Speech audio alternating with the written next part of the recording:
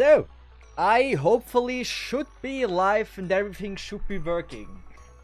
And with that, hey YouTube, how are you doing? Today this is a stream from the 1st of December. And I just woke up my cat because I'm pretty much screaming into the microphone.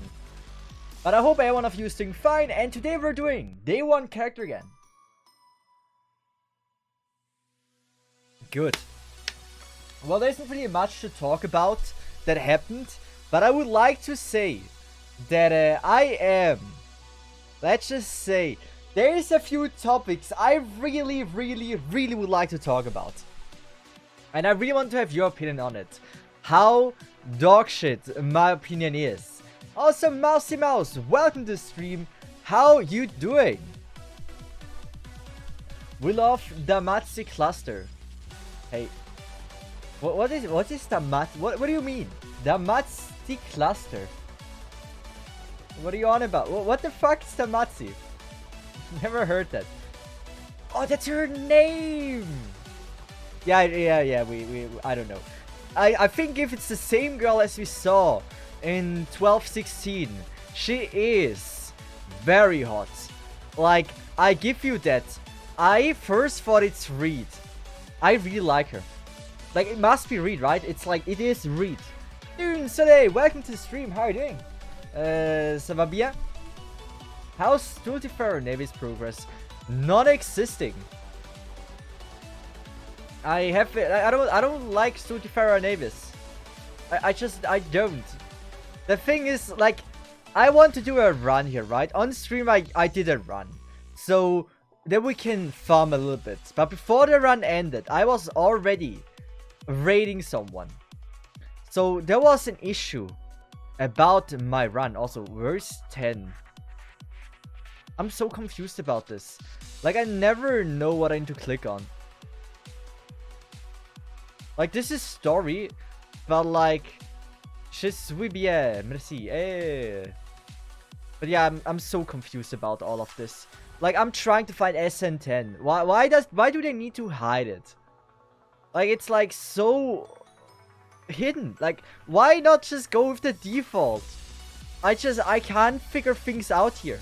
I hate it. Like, it's a skill issue. I know I'm too bad to find it. Also, Drag, welcome to the stream. I am gonna be honest. I am straight up not capable of finding it. Like, last time I was able to find SN10. I'm so confused. I hate this event so much. That's easily the worst event. Like, that's so bad. It's so bad. Like, it's so bad. Man. Like, when this raid came out, people said this is the new standard for how events are. I don't know if this was only for, like, anniversary events or whatever, but I'm telling you, that layout and everything, it's by far the worst created event they've ever released. Like, whoever was responsible for letting them cook on, like, something like this needs to maybe not get a raise anymore.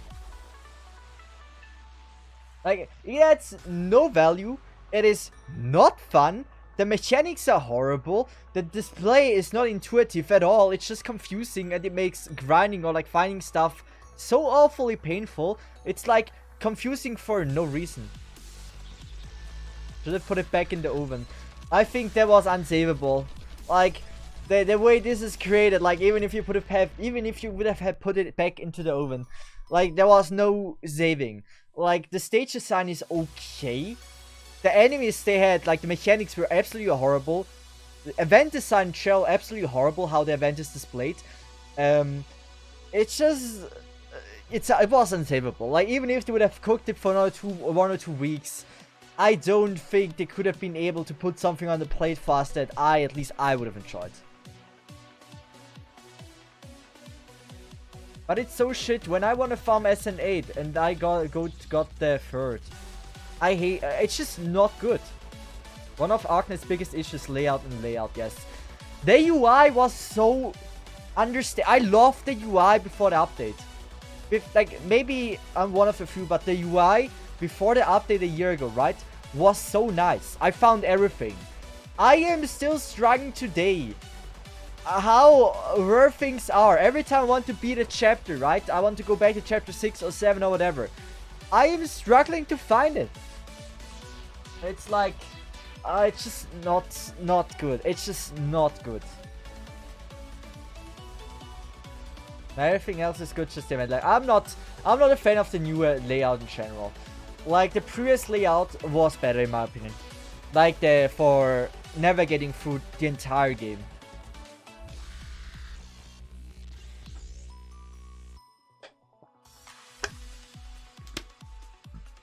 But it's in the personal preference. It's also because I was so used to the old layout. And now look at this is what's happening. Because of the dodge mechanic, right? This is not safe anymore. This is not safe at all. It fucks up. It's so bad. It's just, man.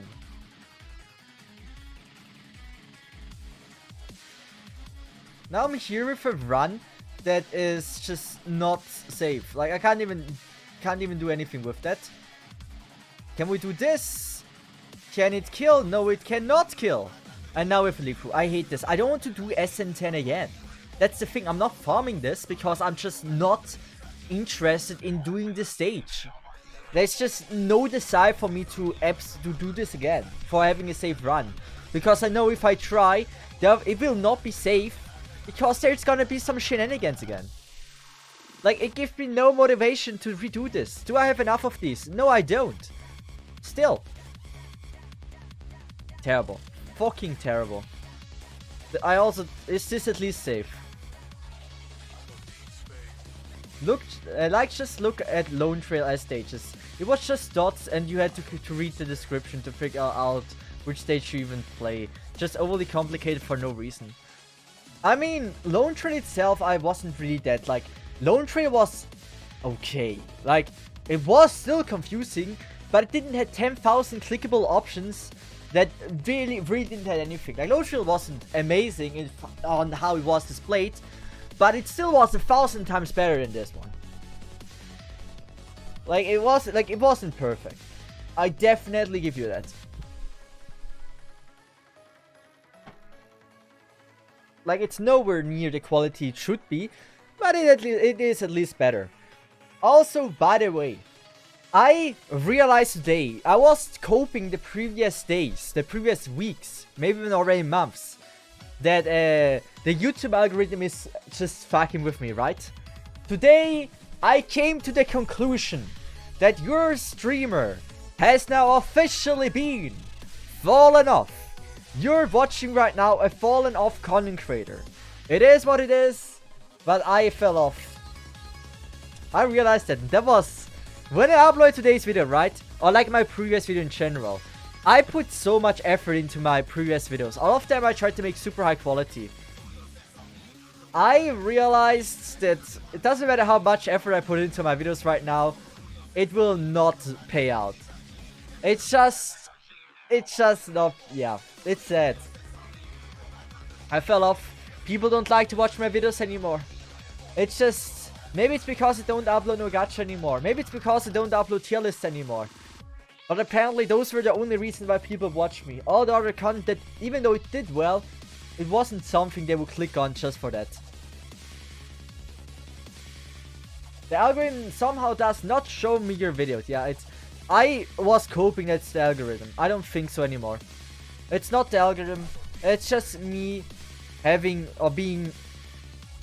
fell off. Like, that's what it is. I fell off. Nothing I can do about it. It is what it is. That would have failed, by the way. This round would have failed as well. Because of the fucking dodge thing. I hate this. Whoever came up with this event, man. Never let them cook ever again. Like, I can't be the only one hating it. That was like I said it in another streamer's chat before, right? That is the event that got me to quit Arknights. Like, at this event, I lost the motivation to play Arknights because I felt like if this is the future, then I'm not interested in seeing that future. And so I want to give it one more chance, and then it was guiding ahead, if I remember correctly, right? Or one was before the other or after, either way. That was guiding ahead, and it was like more dodge mechanic, and I kind of was like, is this really what Arknights came to? Like, those two events really... Like, guiding ahead was fine, it was okay, but Siltifer Navis was just like, wow. It's not fine if you have the right ops build, otherwise, yeah. I do have the right ops build, but like... I should have silenced everything here, right? Probably like silence would have solved all the issues I've had. But, yes. It's... Yeah. Check the pick. I can. Yes. What do you want to give me? Is she A? Is this guiding ahead, actually?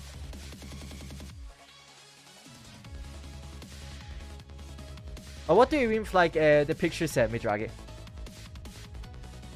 Yeah, those dodges are disgusting. It's just not fun. Like, it shouldn't be like there's like this one mechanic that is silenced to just make the stage. It's still painful, but it's less painful. But like, just this, there's only this one mechanic, and if you don't have this one mechanic built, well, you're gonna not have fun in this event. That is pretty much what it was. Yeah, guiding ahead layout was more than fine. Guiding ahead layout was totally fine. But like, I was also talking about the mechanics of the event. Guiding ahead was more mechanic-wise that... Or like boss-wise I didn't enjoy. Like, especially like with the bosses in Siltifer Navis and Guiding Ahead. They managed to release bosses that were just not fun. It was just overly complicated and not fun bosses. For both Guiding Ahead and Siltifer Navis. I am not a fan of having bosses that are hard because they're so complicated to understand and stuff like bosses that are just like difficult to beat. I think a boss should have a lot of HP, lots of damage, and maybe one intriguing mechanic. But you don't, like, there should be no reason for you to, have to read, like, a page of a Bible to understand what the boss is doing. That doesn't add any value for me. I still don't understand SN boss. Yeah, like, it's just so bad. Can we see the boss description? I don't even know how to check the things here. It's so not intuitive. Good. It's actually a lot less than I expected. It's actually a lot less than I expected, but like still, it's like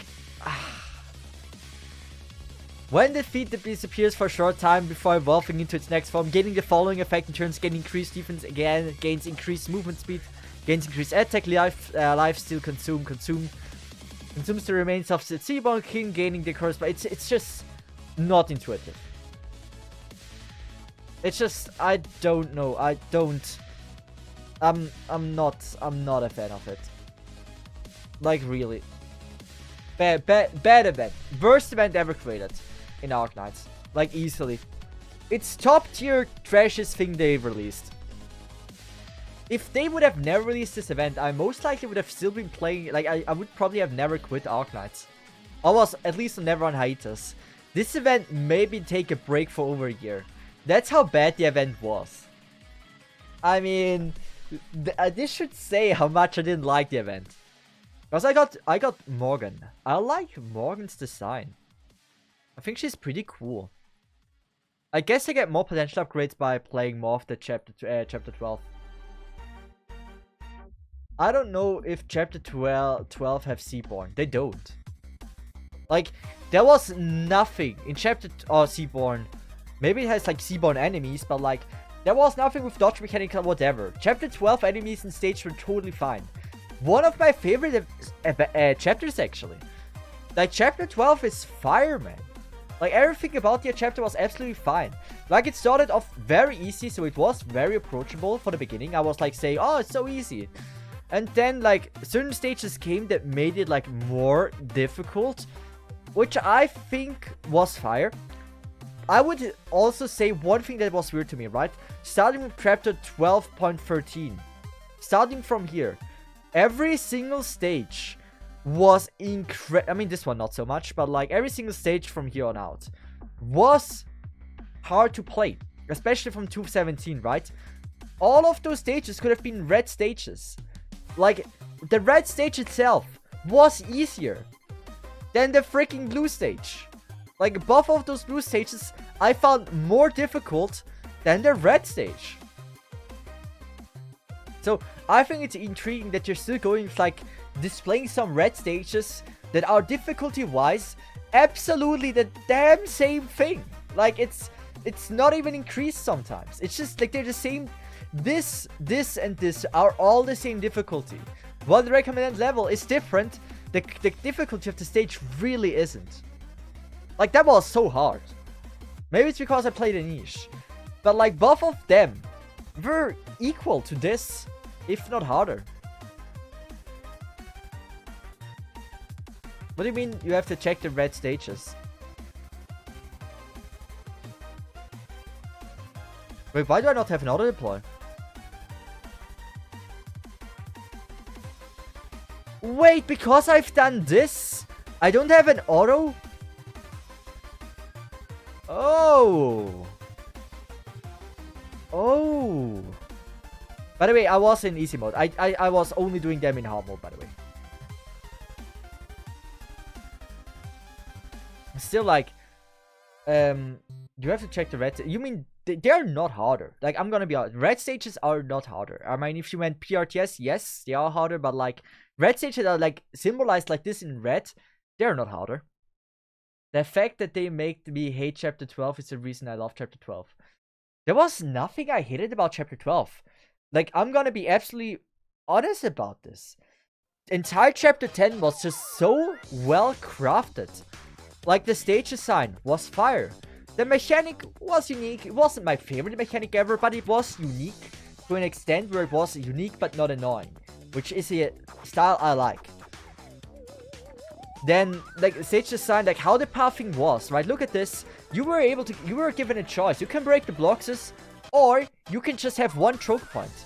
Having those options give you so many ways of how you want to beat the stage. I love this. Great stage design. Amazing chapter.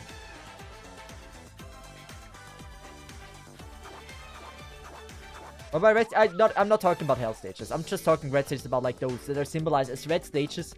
But in difficulty, they should be harder, but really aren't harder than like the stages next to it. Which is weird to me that they're still like symbolizing some stages as red, even though they are truly not more hard or more difficult than the previous or next ones. Like, let's be honest.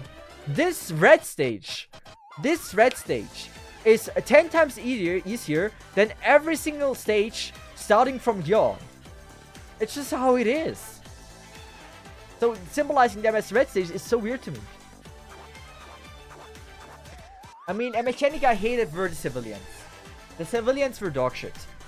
This is at least, in one way, like, if you were playing okay, if you're playing decent, it was making sense.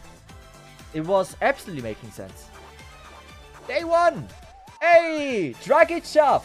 Do your bot shop. By the command expert Drow. Thanks so much for joining in. The exclamation mark is working. Our bot is just not as fast. Like, you do exclamation mark day 1, and our bot just needs a little bit of time to respond to you. The bot in chat is Dragichav, so he can also tell you how it, like, he can also tell you the future and everything. It's a very cool bot. You know, the time you hate and love something like that. Wait, you know, the time you hate and love something like at the same time, yes. That's chapter 12 for me. I mean, I say, people are masochists. I don't have a good reasoning for it. But, like, I would say, people think they always want to get stuff, right? People think they want to get, like, certain characters. They want it immediately.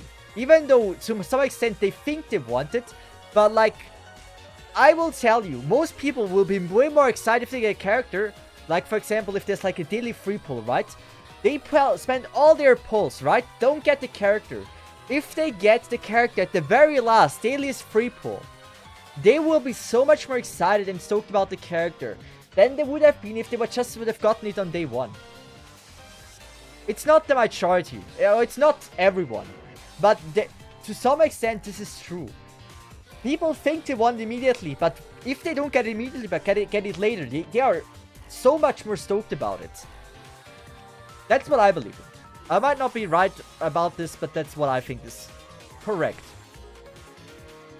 Also, I'm gonna do one Annihilation stage farm, because I haven't farmed it yet, I think. We're not clearing Annihilation though. I would say we're going to Annihilation 3. This is Annihilation 3, right? Yeah, this is. We're doing normal auto. And with that, I will get myself something to drink.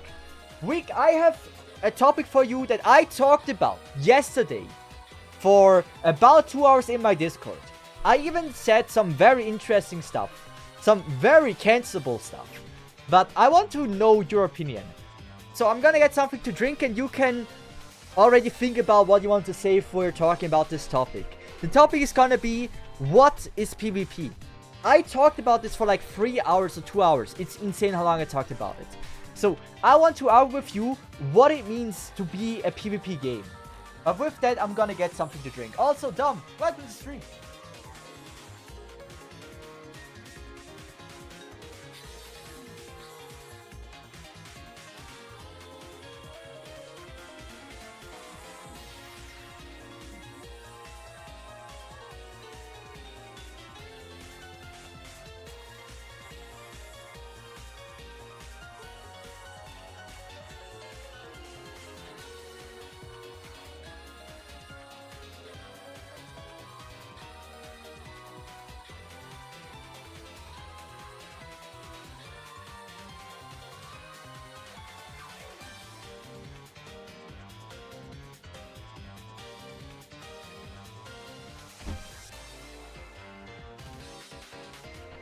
Good.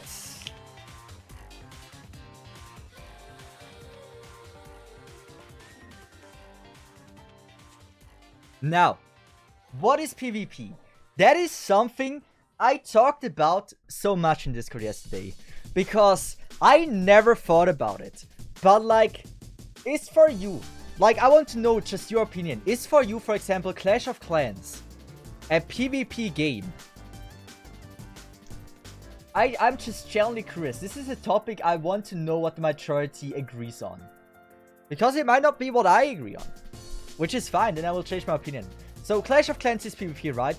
You build up a base and the player has to defeat your base. That is PvP. Good. I don't know how many of you played Summoner's War, but just to give you a brief idea. You can build monster style characters, like it's like a gacha. It is a gacha game, right? You can build up your characters. You can put 3 monsters into your defense, right?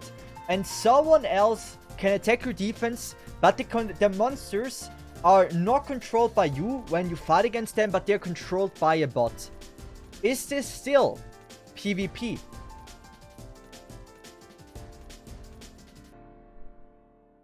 As long as you in any shape or form compete against another human, it's PvP.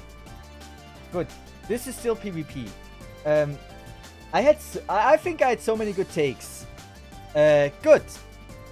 My question is speedrunning always PvP?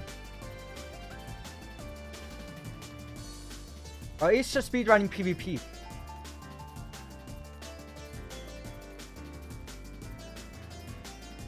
It is. But what if I, for example, I never upload my time on leaderboard, right? I decide now, hey, I think Arknights is a cool game. I want to do Arknights beating in one day. No one else is competing in this, just me. I want to break my record every time.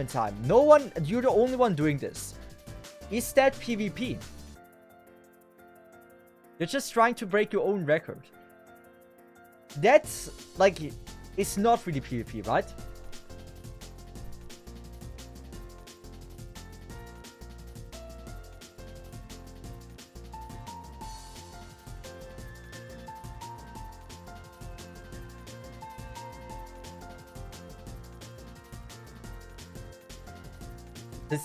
See, I told you.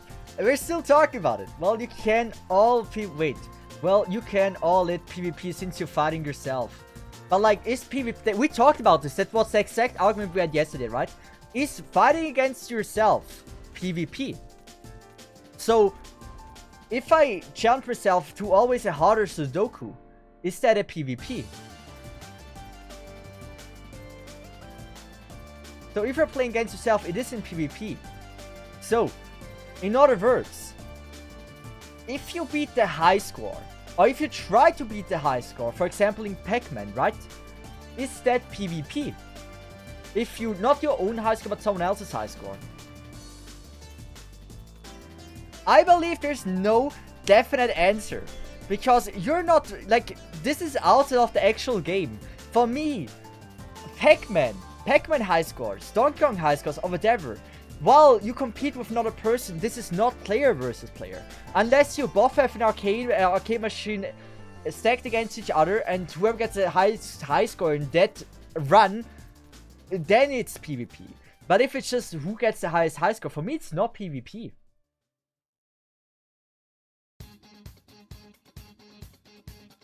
PvP always has to be with at least 2 people competing.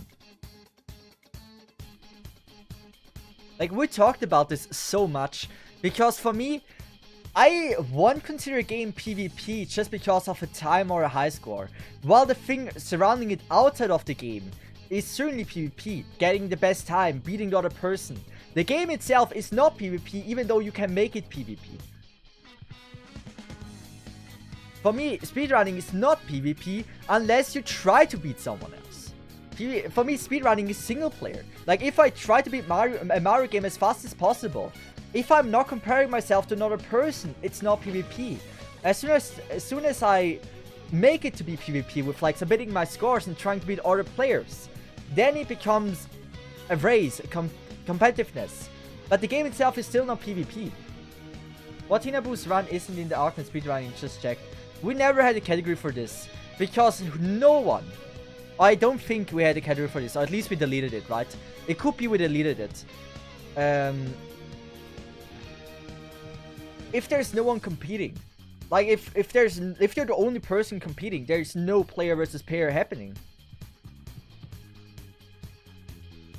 This was just something I found so intriguing, and the term PvP is so broad to me.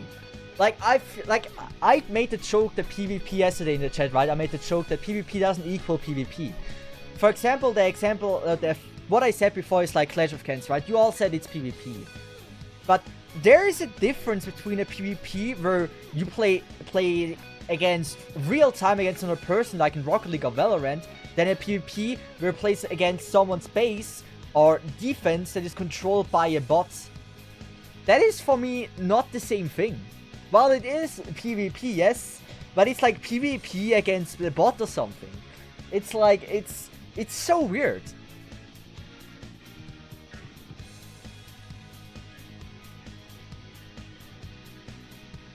Clan versus clan, yes, that's PvP, yes. But like, if you just do a random attack, right? I mean, if you just play Mario to get a good time, you don't care about your rank, it's not PvP, since there's no, yeah. I think, for me, if the base game involves PvP, it's a PvP game. But if the base game is not a PvP game, but there's a they compete outside of the game, that doesn't make the game a PvP game. It's just that there is a competitive thing going on outside of the game, but that doesn't make the game PvP. Yeah, but you make the defense base. Yeah, it is. You make the defense right, but it's controlled by a bot. I still think like it's both. I'm not arguing. Both is certainly PvP. That is something I talked about. Why is this? We're talking about this Hydralisk. Like that. Both of them is both of them is absolutely PvP. But there is such a huge difference between like a PvP that is real time and the PvP where you just plays against someone's defense. Like it's PvP exclamation mark, like PvP brackets E. That they're still like controlled by a bot in some way. There's no flavors of PvP, there's different game mechanics, yeah. But like the thing is, if you label your game as a PvP game, right? Summoner's War is a great example. They have one mode where it's in real life time, and one where it's you like the bot is controlling your monsters, right? And so I think it's a shame that we don't have really a term for differentiating between the two of those.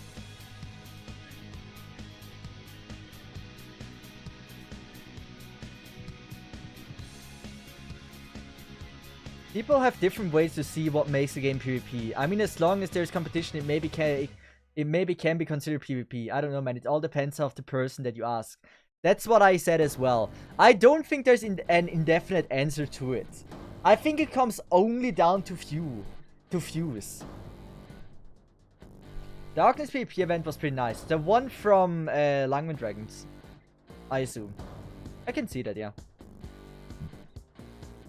Or like you might mean Rambi as well. Rambi also did it.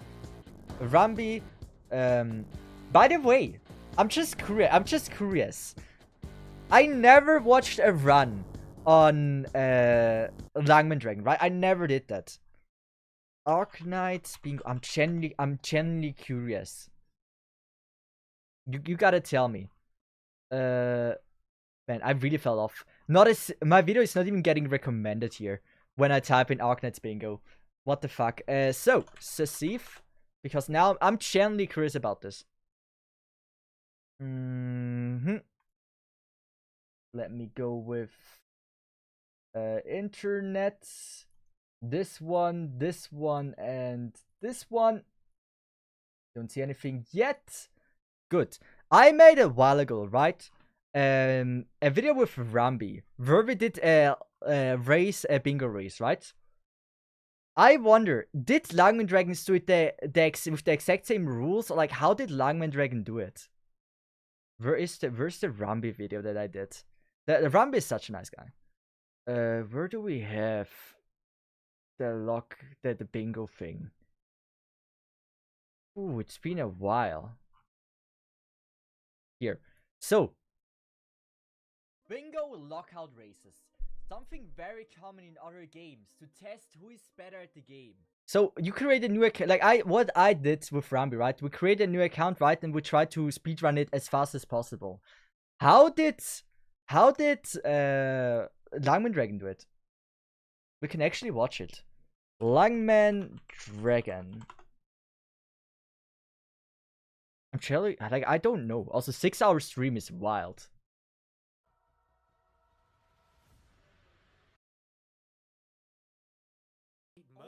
The Myrtle as well. Wait, yes, because Myrtle reduces her block to 0 because she is a flag bearer operator, so that will. Also, you just play with your main account. Oh, but doesn't this give like an unfair? How are you here, Rambi? So how doesn't this give you like an unfair advantage of like if you have an endgame account not? I mean, probably this is the only option or the only way to do it, right? By the way, you created Arknights PvP, not Fiverr. I mean, I was most like the first person to actually do like PvP things, where I think it was in March 2020, where I did PvP against one of my mods, Meddler, where we speedrun whoever can progress in the game faster. Similar to this, but it was about like who can make the most progress in 2 hours or something with a new account. And that's what we did. Like 4 months after the game released, I think was my first PvP thing. That's actually pretty smart. But that's like pretty cool. Cookie had PvP a while back, yeah. But I'm like, I have not seen anyone doing PvP earlier than I did. Like, I don't want to claim it, but like, I'm pretty confident about this. That I was like the first person to ever make every PvP related content. So let's just switch back. Come on, where's my music playlist? Here we go. Go with a good Persona track. PvP in gacha game can never be fair fight. Yeah, it can never be fair. I mean, it is what it is, right? At least in Arknights, the gap is not that high. PvP in gacha is ass. It's one of the things. I don't think PvP in gachas is ass. It can be super fun. In Summoner's War, it was actually fun to some extent. A real-time PvP was absolutely dog water. But like PvP against base is absolutely decent. Like Clash of Clans, right? If you were to make a gacha game with the same mechanics as Clash of Clans, that PvP would also be fine.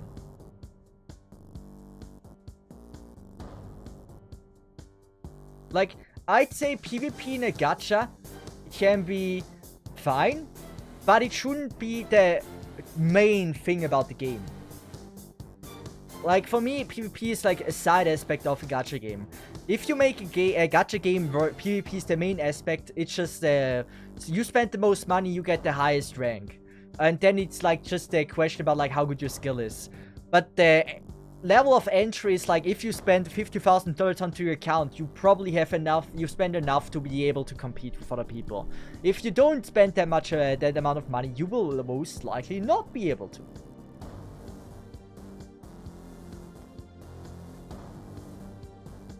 Depends on how much it influence player and the rewards. Like, you can give like some rewards, but like PvP should be, at least for gacha games, for any pay-to-win game, PvP should not be the main content. Because it's just not enjoyable. That's also the reason why I am such a big hater of FIFA. FIFA EA is the worst thing that is not getting trash enough on. I hate FIFA, man. Like, it's an enjoyable thing, but like, playing casually with friends, but they have a competitive mode where it's not about you being the best player, it is about you having the best characters. You can lose to someone with worse skill because he spent more money into the game. FIFA doesn't exist anymore? Really? I'm not up to date with FIFA, but like the Ultimate Team thing was terrible. Did they recall it or rename it? CR has tournament stand-up, which is pretty easy to get. What is CR? Counter-Strike. No, what is CR? They lost their right to use FIFA name. I mean, it's just like a... We'll most likely still will call it FIFA, right? It's like the same game again. Unless you can make balance mode... unless you can make a balanced mode that made everything is equal, then PvP gacha can be fair. I mean, it would be pretty easy to... Like I suggested before, if you want real-time PvP in gacha games, there's a very easy and simple way to do it. There's gonna be 3 categories. People that spend $0 will get matched up together. People that spend $1 to $100 will match together. And everything above will get matched together. I would say this is the easiest way to differentiate or to make a PvP that is fair. Like, you don't even have to make 3 categories. 2 is fine as well. It's just like sometimes everyone spend like $1 or $2. Like, that's not shameful. That doesn't give you a big advantage, right? Everything above 100 will give you a big advantage. So, you don't accidentally spend over $100 in a gacha game. But if you spend like, oh, that pack was so intriguing, you just want to buy it, then if you spend $5 or something, that's totally fine. Now, you need content for the whales. I mean, maybe, but like still, if you really want a fair and fun PvP in gacha games, I think that's pretty much one of the only ways to make it. That you have categories there.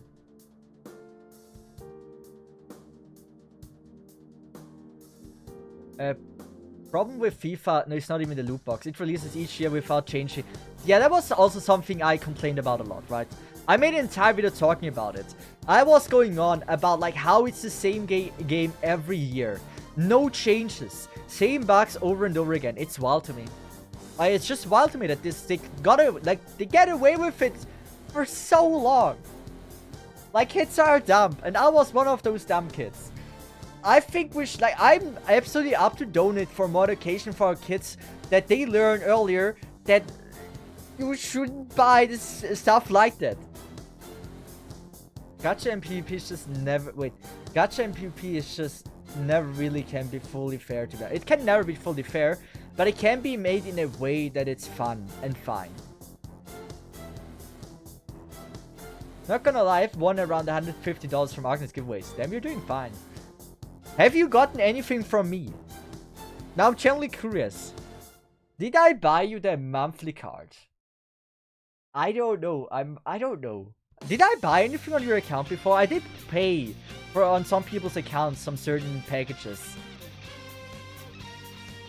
Like, I gave away in total about $500 of like giveaways, or $600 of giveaways in Augment in total. Oh yeah, I wouldn't freeway give away if it's with points, right? But I still have given away, like, if you if I pulled shit on your account, I gave away sometimes. I bought for people sometimes a pack. What I did. I never reached 80k points since I believe most of the gambas. I don't want to say, but one day the day will come that it pays off to be a believer. You just have to wait patiently for that day to come. But it will happen eventually. Just believe in it, man. It's gonna happen.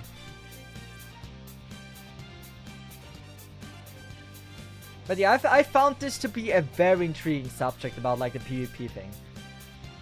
Like, I completely agree that PvP in gacha can never be fair. Or just in general, PvP in pay-to-win games can never truly be fair. But it is what it is. I also think, dumb. By the way, I was not the only one saying this.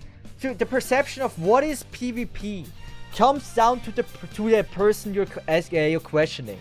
It's not a clear line. It's like for some it is PvP, for some it isn't. It's the line isn't as clear as we talked about yesterday. Oh, it was already today when we talked about it. It was already today.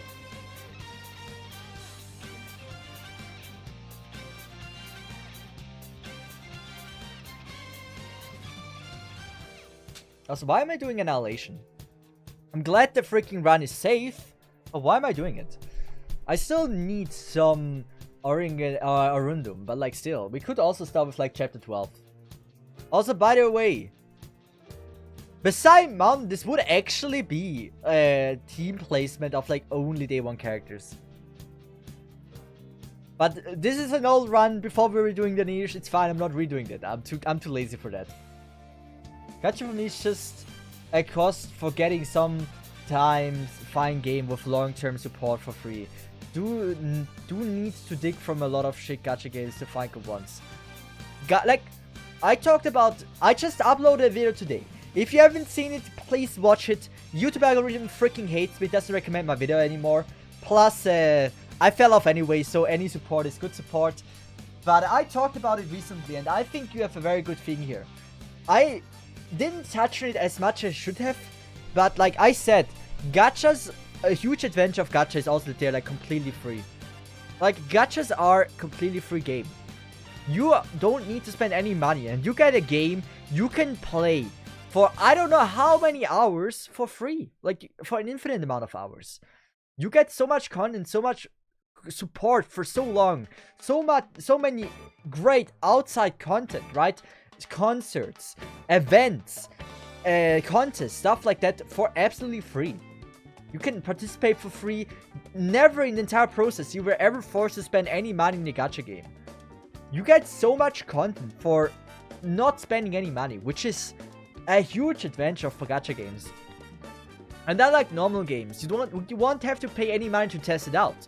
You can just download 10-20 games and you can stick to the game you like the most, which is also great. Swelter family nice. I like Swelter so much. I think she looks amazing. So if you really like, let me know in the comments on the video like what you love about gacha games. This is also a great subject for the stream. Let's talk about it. Why do you play gacha games? What is the best thing about gacha games? You can watch, like, even if you haven't watched the video yet, right? It would be interesting to see your unbiased opinion about like what is the greatest thing about gacha game. What do you love about them and why do you play them in the first place? It pity that it's rare to find gacha games that had idea of making good game in the first place instead of getting as scammy as possible easy money. I mean, I'd say the average gacha games are pretty high quality. I truly think that. Only anime gacha games are really not.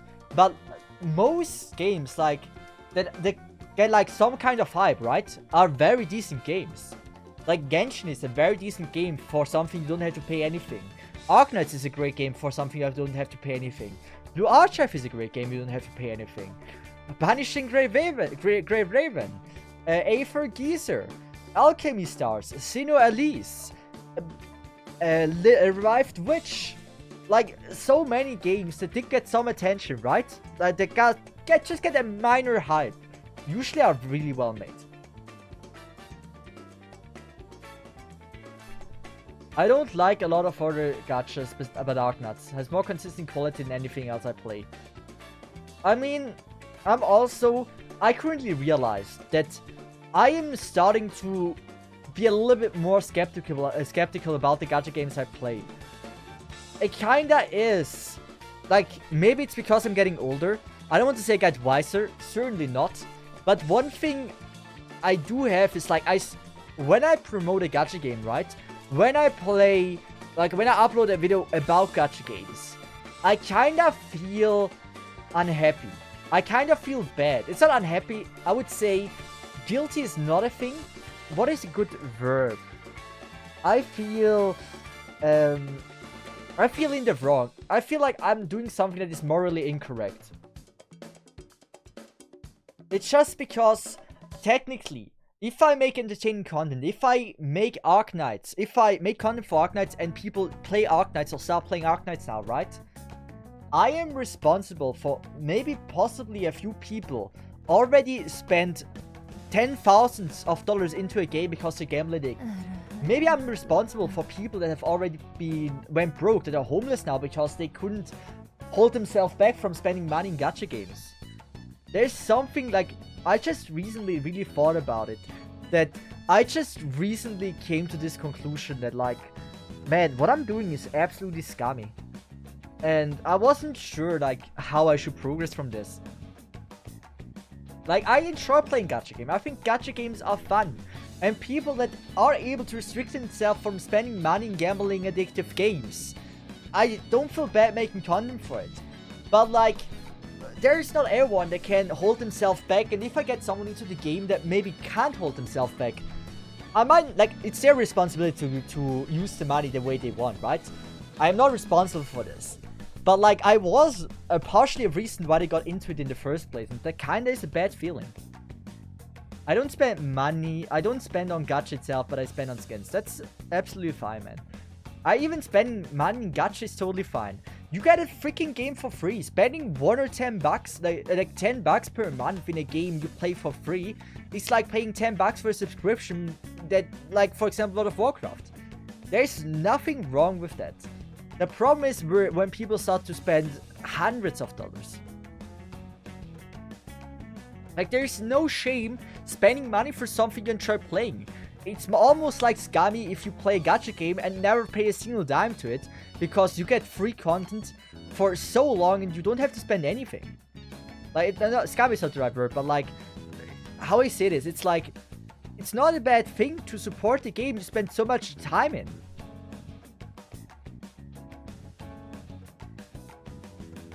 I think this is also a very interesting topic. Man, it reminds me of what we discussed in my ethic class, advertising gambling. Like, advertising gambling is something, like, straight up gambling I would never do. I mean, no, I'm gonna be okay. Maybe it hurts my reputation. Yes, it hurts my reputation. I talked about this before on stream, but, like, I'm a human. I want to live a comfortable life. I want to be one day able to live in Japan. I don't want to do a lot of immoral things. I want to be morally able to live on. So if someone were to ask me, like a gambling sponsor, right, they would say, hey, doesn't matter how many views the video gets, we give you 1 million, just make one video about about our gambling website. I don't know if I would be able to say no. I'm gonna be honest. Hey, I don't like advertising gambling, but I could secure my life. Like, it is such a hard question if I would be able to say no. I don't know. I know I would feel immorally incorrect, but, like, something in me is like, man, I won't have to work anymore and I can live my dream life. It's like, this is such a hard question. Take it automatically, you're set for life. Yeah, that's the thing. But by me taking this, it also means I might destroy other people's future, right? I might destroy other people's life. And so that's a pretty rough one. The most down bad were Tecton and Tactes with... I don't know what happened there. Give me what you mean with that. I know nothing about this.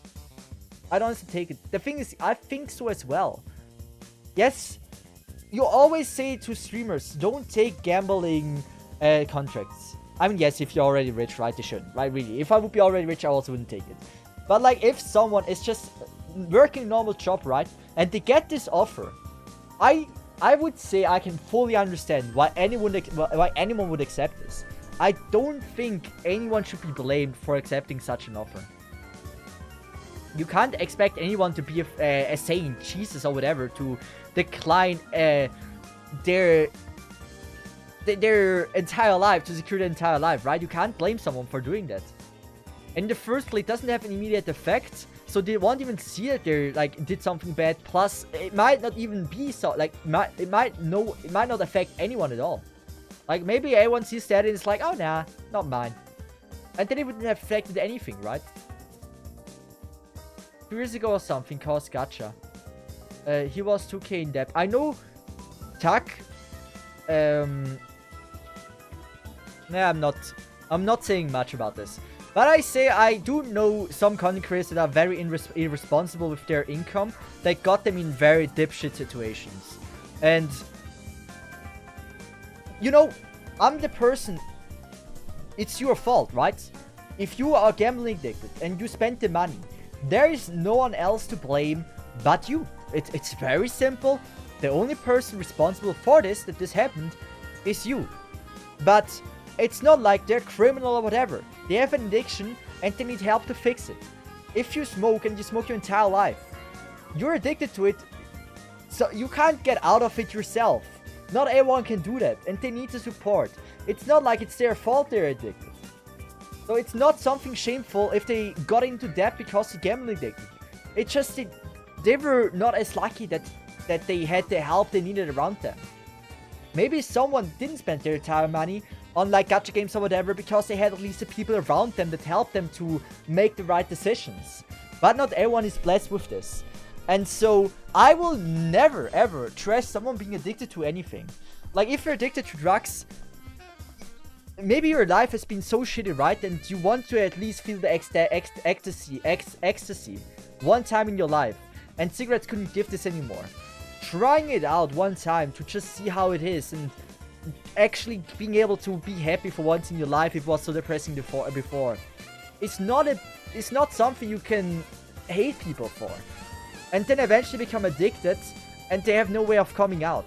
Like there's nothing shameful of that. It's just people like this need the help to get out of it. It's not really always 100% in all their fault. Outside influence, background, and can affect people's opinion a lot. I mean, yes, it can affect their opinion. But if someone were to tell me, hey, there's this new gambling site, there's a chance you get rich, right? 50-50. Or like, it's a 49.5% chance to 50.5% chance, right? It's still me that gives the money. It doesn't matter what anyone tells me. I'm the person that is... I mean, the question is about fully responsible. Are you fully responsible? What do I think? I kind of think, yeah. I do think you're fully responsible. If you were not forced to do it, you are fully responsible. If there was nothing forcing you to do it, it's your responsibility. Even if it influenced you. It's on you to make the right decisions. If someone said skydiving is safe, right? And you go skydiving. The parachute doesn't open, you die. It was, you knew what could happen. It's your responsibility to see through the risk and decide yourself if you want to take the risk. Even though you heard it safe, you still need to make your own evaluation and can't go off of like what other people said. At least this is what I think. Not two parachutes. Yeah, I know, there's like a backup parachute as well. But like, let's assume both parachutes fails. The first one doesn't open, the second one has a freaking hole in it because someone just was very horny at the 1st of December. And so, yeah, this is now the outcome. I believe you're fully responsible. It sounds rough, but this is what I think. This is again like the PvP thing. I make the line very clear for me. I absolutely see why some people make the line not so clear. For me, everything I do in life, every decision I make is my own decision. And if I fuck something up, I don't want to blame anyone else but me. If someone said content creator is a fun job and you have a chance to accomplish it, now I fail. Yes, they told me that, but it was my responsibility to believe them. to my responsibility to try if it's viable. That's arguable. We had a lot of moments in history where brainwashing was causing... I mean, let's just say... the submarine thing, right? That is not their responsibility. Or like, oh, submarine thing, not the greatest example. Titan... like anything that was promised to you, that it's safe. Like, for example, if you go on a roller coaster and you die on the roller coaster, I don't think that's your responsibility. That's not your fault. Like, there is... how is it? There's a line to it. Like, I can see that, like, if you do any extreme sport, if something happens, that's on you. If you get hurt, that's on you, because you're aware something can happen. If you get hurt in an amusement park or whatever, they pretty much ensure you that it's safe. They give you the guarantee that it's fine to use it. The thousands of people that went before you also lived. This is not an extreme sport. Therefore, I don't think they're responsible if something happens in that. Most people aren't brainwashed when they're gambling. Yes, but like, brainwashing is a thing. Like, if for example, someone says, like, it's absolutely safe. Submarine thing is not the greatest example, but it's the most recent example you can think of. If you see the submarine, right? And it's 100%, like, they guarantee, oh, that's so safe and everything. And they lie to you how the submarine was built and how safe the precautions were they made. And then they weren't done properly. That's not your responsibility. That's not your fault if you die in that submarine because they didn't do the right procedures. If it's something that was not in your own power and was made you believe, they promised you that it's fine. This is something like brainwashing, right? It's not brainwashing, but it's assuring you that it is that way. But it wasn't. So the people that died in the submarine were not responsible for their death. The person that is leading the company absolutely is. I mean, sure, everything you do in life, like if a plane comes down, planes fall down, like planes crash, stuff happens. Yes, I would say at a certain point, if you do, or if you transport like 10,000 freaking times from America to Switzerland, people, if you do it 10,000 times, 10,000 different flights, something can always happen. And if one plane crashes, I don't think it's the freaking fault of the... I don't think it's anyone's fault, because stuff like this happens. Catastrophes happens. If an earthquake happens, that's not anyone's fault, because it just happens. If they lived and wait. I want to read your point, actually. I think that's an interesting topic. Accept everything as your response, it's a better way to live. I mean, this is also like how you grew up. Everything like for me, I grew up, I was taught that way. Everything I do in life is my own responsibility. Like, if anything happens in life, it's my own fault. Like, if anything of my choice happens, it doesn't matter if I was influenced or not, I was the one that made the final call. If they did search about the company that the safety concerns too, the ticket costs 200,000 or something, they can consult someone about it. I think, for way less to get professional opinion. Okay. I mean, at that point, it's not your problem. Yeah. It's all a philosophy by this point. There's never a straight answer. Yes. Gotcha odds on crack. I mean, to be honest, that analogy means you're not at fault anymore, unlike addiction. I mean, let's just... like, for me, if catastrophic things happen, right? If a plane crashes because of tornado or whatever, that's no one's fault. You can't predict the future to a certain extent. Yes, you can read the weather and everything. But, like, if you were to always make the call to not fly from point A to B because of every minor thing, the freaking entire air system wouldn't work anymore. And so, yeah. Planes usually crash from malfunctions. I mean... Good. Then my question is to you. If you have a phone, right? And you are working on a job where you have to be available for emergency calls. You're out a little bit far away. And then your phone suddenly stops working. Is it your fault that the phone stopped working? Certain things just cannot be seen. Certain things cannot be like, how I say this, foreseen what happens.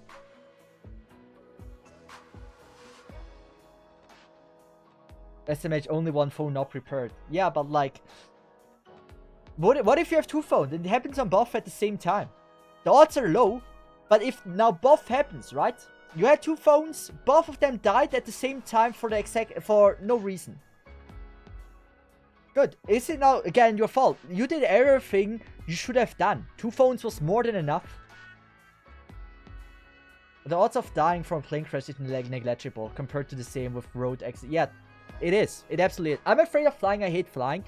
I hate flying so much. But in the end, it is. It is negligible. You could just get robbed. Yeah, what if I get robbed, right? I lose all my free phones. I maybe rob free phones with me.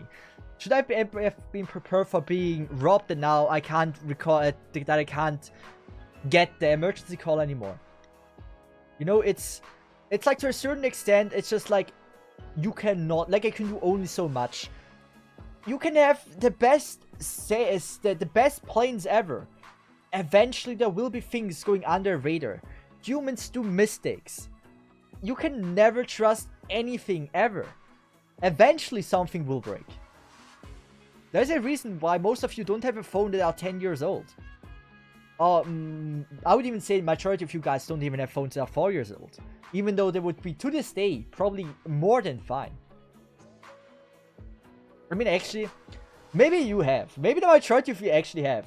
That is more like a first, like, let's just say American or like super rich country thing, right? That replace their phone every 1 to 2 years. I only got my phone when I was 17 or so, and that was for class. What do you mean? I have quite an old thing, still fine. I mean, do you have only old things but also a newer one or not? Do you only have old things? Like, I have a phone that is 1 year old right now. I got myself, like, I buy a new phone every 3 years pretty much. Not because they're not fine anymore, but because they're not working anymore. That is usually when I buy new phones. And I get, like, usually for me, after 3 years they break. Like, my last phone always turned off on itself. It was like turning off and on all the time. Imagine like your turn on button is like pushed in and it doesn't go out at any time. And then it goes on and off until it has no power anymore. And so I had to get a new phone after 3 years. I would probably still have it if it wouldn't have that bug. Modern phones suck cause they're made to break more often for people to buy new ones more often. Yeah. So like for me, unless it's something I really need, right? It's something for like my content thing, right? I don't buy new things a lot. It's only if I see value for what I'm doing. Otherwise, like, I don't have a PS5. I don't have an Xbox. I have a PC that is 5 years old that I'm afraid will eventually break. Sometimes I can't press the Windows key anymore, and then for the entire time the PC is on until I turn it off, I will have to live without any Windows feature. So that means I cannot go out of the game, right? Because I can't click the Windows key. I cannot open any Windows Explorer. I cannot open any Windows settings or whatever. And that is one thing. Every time I turn on the PC, it turns off and on again, and it automatically puts me into the BIOS and resets all the default functions. For some odd reason, I don't know why it does that. Eventually my PC will break, and I just hope for the best that I have enough fundings to fund myself a new one. Let's see if when you change PC, can I take it? I mean, the time I change my PC is the time it's either not good enough anymore, or it is it's totally dead. Like, I might just replace gears, stuff, right? Like, there's no need for me to buy an entire new PC if there's, like, still functioning parts to it. Phones and stuff are meant to not work past certain time because of them not getting updates and stuff. Same, yeah, that's main in iOS thing. Like, I think iOS is the most well-known example. I don't know how bad Android is, but yeah.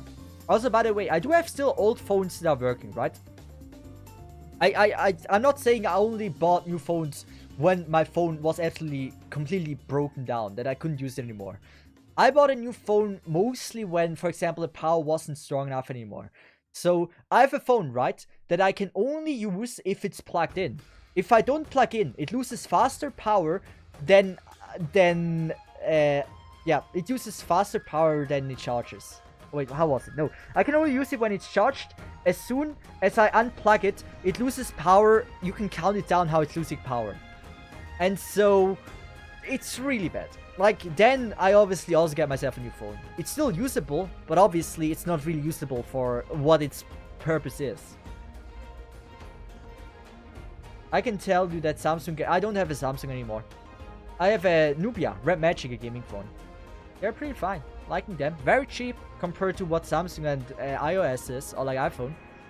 Like, I paid for a phone that pretty much has the same specs, right? This phone pretty much has the same specs, and it has even LED. But like, it has the same specs as pretty much like the newest Samsung. And it's really good. I paid like $700 for it. It's so cheap. Like, I don't get why people buy iPhone and Android. Like, no, iPhone and Samsung. For me, it makes no sense. The same way it makes no sense for me to buy any brand clothing.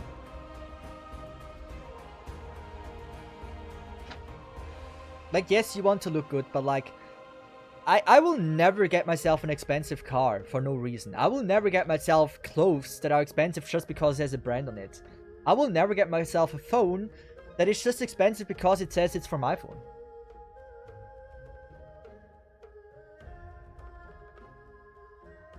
$700 isn't cheap, but for a new year flagship, it's good.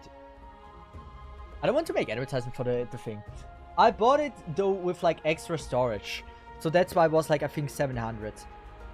I got, by the way, I got one phone case and also a screen protector as well to it. And actually, I think, did I got two or one screen protector? I got one or two. But it's, like, very decent. I could have bought a cheaper version with less storage. But, like, for the specs that it had, amazing. Also, like, the color is, like, I think... Well, I don't know what it was advertised, carbon or some shit.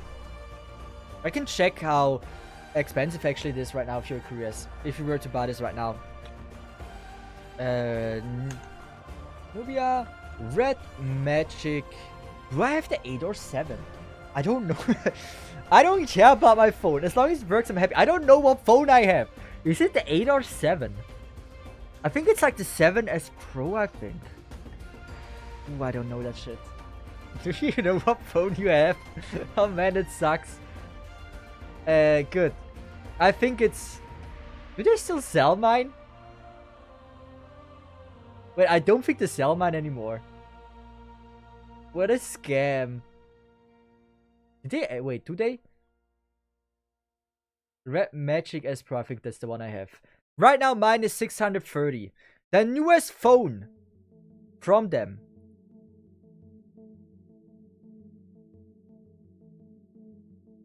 You know what? I like Red Magic. Let's I'm gonna... This is not sponsored or anything. I just like Red Magic. I think they're having amazing phones. So, you see here, right? The one I have is Red Magic 7S Pro. This is $630, man. Very cheap.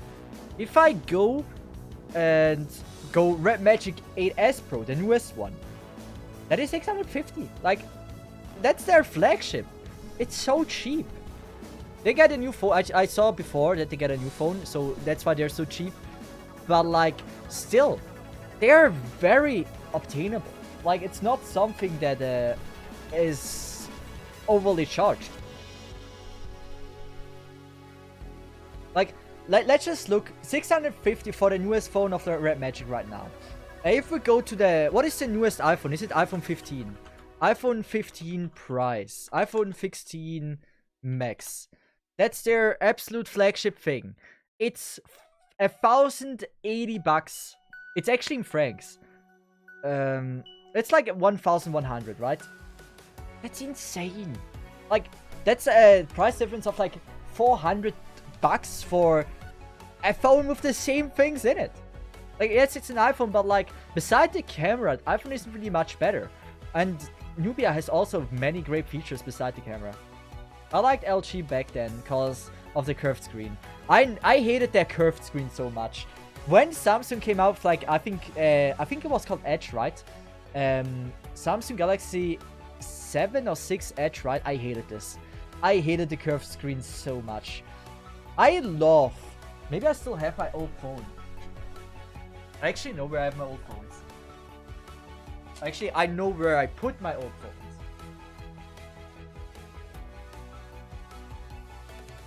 But I can't find them anymore. No! Never been so fired. I loved Samsung Galaxy S3 was one of my favorite phones ever. That was just so fire, but I'm right now not able to find where I placed them. I still have them. iOS has potentially the best videos, not the best photos though. Yeah, best camera. Like, I'm not telling you, like, iPhone probably, like, I don't know how good Galaxy is right at the moment, or Samsung, but iPhone, arguably, from what I've seen, easily the best camera. I'm not arguing with that, but is a good camera making it worth to, like, a camera that is maybe the best, but it only comes to shine when you start editing a video. If you don't edit videos, like edit pictures, right? If you don't edit them, you don't need the megapixel or whatever it has that iPhone has.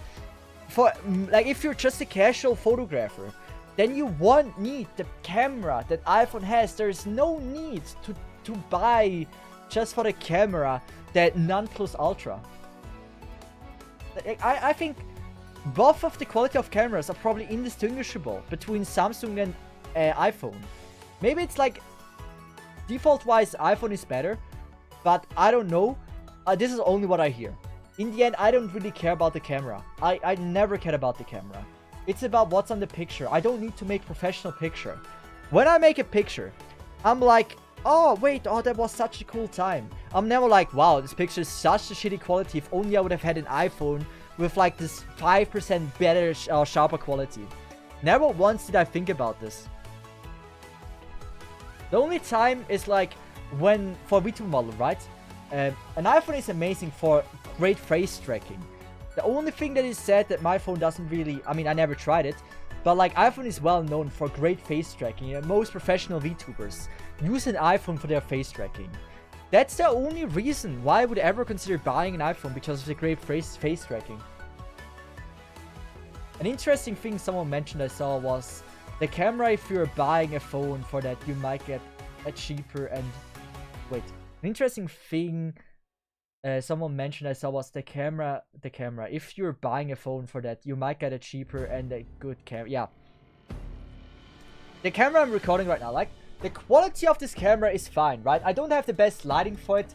It is a very good camera. If I zoom in, already this most likely gives me a way clearer image than if I were to have an iPhone there with that zoom. So, it is a good thing. It is a great thing. And this camera cost me like 400 bucks. So I could have bought my phone with that camera. Because my camera is a... What's this? M200, right? I don't know where it said that. I think it was the M200 from Canon. Let me just check M200 Canon price. That camera is about... You can get it for 400 bucks. Oh, wait. Did it got more expensive? Wait, it's like 600 bucks. Damn, shit's expensive. Unless I'm not looking at the right place. I swear to God I bought it cheaper. Maybe they increased the prices in fluctuations or some shit. I thought I paid like 500, 400, 500, but in that case I might also just be wrong. Yeah, but you can't carry the camera like your phone every time. But in the end, if you're a professional photographer, if you are so passionate about being taking good photos, most of the time, the effort to take your camera with you is something you're willing to go through to get a good picture. And I think any professional photographer will use an actual camera over an iPhone. While yes, the pictures are great for iPhone, once you go into the editing process, the clarity of the picture is gonna be so much better on a normal camera than iPhone. While I think the quality of an iPhone is better if in the editing process than like a previous phone, right, from Nubia or something. it's just, I remember I watched a video about this, that it's way better with an actual camera. I have a nice camera. Yeah, it's just something nice to have a good camera. And I tell you, it's just not the same feeling to take great pictures with an actual camera than with a phone. Like, when I was in Japan, I felt like it felt way cooler that I was able to go around with my camera to take pictures instead of like everyone else with their phone going around like this. I hated that. And so actually having a camera felt so much better to take pictures. Phone is just compromised before you can get normal camera. I don't know why people even carrying phones so much nowadays. Even phone calls not that relevant. I prefer tablets. For me, we're supposed to play a niche today. I'm not playing anything. It's fine. I love the subject. What is why are you buying a phone? What is your purpose of buying a phone? What is your reasoning why you buy every year or every 2-3 years, whatever you're doing, why you buy a phone? For me, it's that I can watch anime. That in my bed. Very chill. An tablet is too big for me. I don't like a tablet in my bed. I don't like a laptop in my bed. I'm a phone user. I like watching anime on phone. I watched 10,000 of hours of anime on my phone. That's the main reason why I get a phone. So once I see like there's a phone with like amazing display quality and whatever, I mean, even then I don't give a shit. The quality of the anime is not gonna be better. It's like I only have a phone to watch anime, and once the quality of the phone goes down, maybe it has if it has a crack, there would be a reason for me to buy a phone. I never in my entire life had a phone with a crack. But that's also because I never had an iPhone, right? So that's why I don't have cracks. But I never had a phone with crack, but if I were to get a crack, that would be a reason for me to consider buying a new one.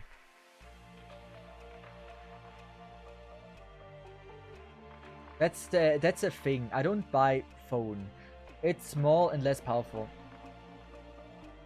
I just want something that has a screen, good screen, okay camera, doesn't lag when I use normally. Maybe a game that isn't Genshin, yeah. It's just like something like that you can check social media. Like, I would say there's a few, like, the few reasons you buy a phone. Social media. Be able to check Twitter if you like Twitter, YouTube, to check any social media. To connect with your friends. WhatsApp, Discord, Snapchat, Insta, whatever. Okay, it's a social media, but like any like way to connect with your friends. The other thing is to consume media. Be it a game, be it Netflix or whatever. And I would say those are all the reasons why you have a phone, right? And being available like at emergency and stuff. But that's also kind of in the category of like connecting with friends. So those are the reasons why I buy a phone, at least why I buy a phone. The camera, yeah, camera as well. To be able to take pictures of like things that are happening around me without having to bring an entire camera equipment with me. To be able to like quickly capture a moment I really enjoy in life. 5 or 4 reasons I just mentioned that I would say are the main reason why people buy a phone. Is there any other reason why you buy a phone? Oh yeah, map. With the phone, you don't need like a calculator replacement, a flashlight, Google Maps, Google Translate. Stuff like that is also like minor reasons why you also buy a phone. It's a smart gadget. Like, it's those tiny reasons why I buy a phone. When I was a kid, I had to be with broken screen for a few months. I can't imagine being with a broken screen. I would, like, I'm telling you, I get myself, like, I would get my power bank. I would charge it up to full, and the phone I talked about that is losing more power, like, or that is using power in a matter of seconds, I would just go around with my power bank all the time with the phone that doesn't have a crack. Yeah. It's just like I would go that way, so I will be able to use a phone that doesn't have a crack. But the map was a very cool call.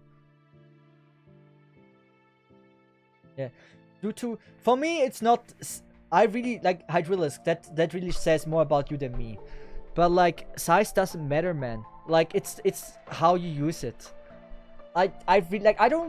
I mean, I do care. I don't like oversized things, and I really think if you just use it correctly, the size doesn't matter, man. I can't see details on phone, but like, that's because you're not used to it. Like, instead of just thinking about it's all about size, do you not think about just using it better? Imagine watching subs on phone. It's so small. You don't appreciate small things, Hydralisk. Hey, that's a you thing. Hey, I'm glad you're so open with us, but like, I think you should appreciate small things as well. We're a community that appreciates small things. So if you have some of those small things, we appreciate you, man. Love you. Keep going. It's just how you use it, not how it is. That's what I stand for. Not gonna lie, I don't like 6.5 inches of phone that much. They are nice, but for holding a phone, 6 inches is pretty much manageable. I generally don't like tablets.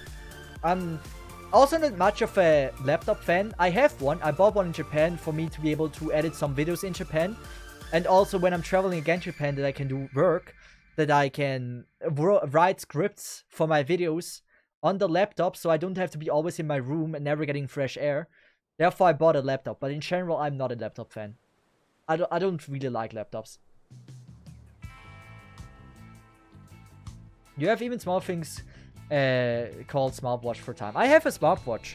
Actually, when I finished my apprenticeship, right, my employer gave me a smartwatch as like a thanks for finishing the apprenticeship.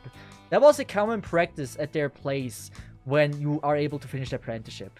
Everyone got a watch, but since they knew I'm like a technical person, they gave me a smartwatch. That's pretty fire. So for the rest of the time I was there, I kind of had I always had to put my phone into a box, so I will not be looking at the phone when working. Well, yes, many of you, many of you be like, oh, they are not allowed to do this, don't do this. As someone that is running a small business with with no employees, all I did was paying some people to edit some videos every once in a while. I can say I completely understand why people do this. I also think I'm maybe old school in that regard. But if you're getting paid for a job, there is no need for you. There is no need for you to have your phone next to you. You can have it on loud mode, and once you get called, you're able to take the phone, right? Because of emergency stuff like that, that's totally fine. But you shouldn't be able to always look at your phone every single damn second. That's what I believe in. Like, I don't think it does. The phone doesn't belong at the workplace. Only for emergency calls. It's like the same thing. Don't use phone for... Like, if you're in school, you don't use the phone. It's just a matter of respect. Can't get a laptop to bed when ill, though. Unlike needing to bring a whole PC to a different room. I don't... like. Yeah, it's like... We realize Hydralisk doesn't like small things. That is the final conclusion for today. We learned something new.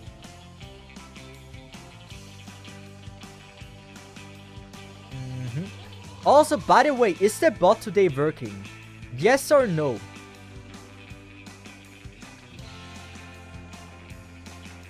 We can go with this. We can start with chapter 12. Let's just see how well it goes. Like, maybe we first try it, maybe we're not. But I've been streaming for like an hour and 30 minutes. And we've done nothing about what the title is about. All we did is talking about very intriguing topics. I mean, another topic I love to discuss on stream, right? Another topic I think is more than interesting to cover. It's like, I mean, I'm not the biggest America fan, right? But because of the internet, I'm always so informed about America. Like, I would say America fan. I'm just not a fan of like everyone owning guns and stuff like that. But like, America has various different problems, which are sometimes very intriguing if you think about it. So one of the issues that I think is very interesting to talk about it is how underpaid teachers are. I would say in most of Europe, right? Being a teacher is one of the best or like better paid jobs you can get. This is not the case for being a teacher in America. And it's like, while the people want like good education system, but the one male responsible for teaching the kids to be smart are not getting paid what they should be getting paid. Tipping culture is also wild, yeah. We had this topic before where we were discussing this so much about like how I'm not a fan of the tipping culture, but like a lot of people from America were defending the tipping culture, which I'm gonna be honest, surprised me so much. I feel like people commonly agree to like how bad the tipping culture is.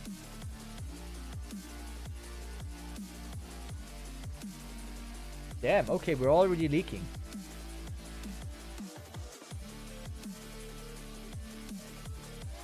I wish you could get proper glasses with monitor per action, and then like AR would remove all need for carrying phones. I wish you can get proper glasses with monitor. Yeah, I mean, yeah. Yeah, I get what you mean. I mean, I'm not a fan of that. I'm not really a fan of sci-fi in general, but like having a phone in your, or like a screen in your glasses, I don't know. I don't know if I would enjoy that.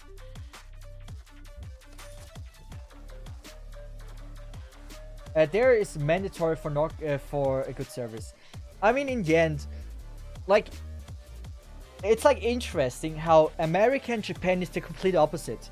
While in one it's forced to tip, right? In the other culture, it is inappropriate to gift someone money, bare money. Tipping is mean in Japan. You don't tip, that's not polite. You should never tip in Japan.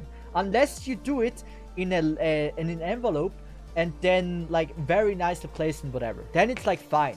But you have to go the extra length if you ever decide to tip in Japan. Mostly you shouldn't be tipping. And it's like wild how like one country is like, yeah, you have to tip because our business is not able to pay their our own employees enough to make them a living. So you have to pay for them. Or the other one is like, don't give us money. Hey, if you give us money, that means we're underselling our stuff. And that would mean yeah, that would be impolite. It's like, it's so different between the two. It's wild.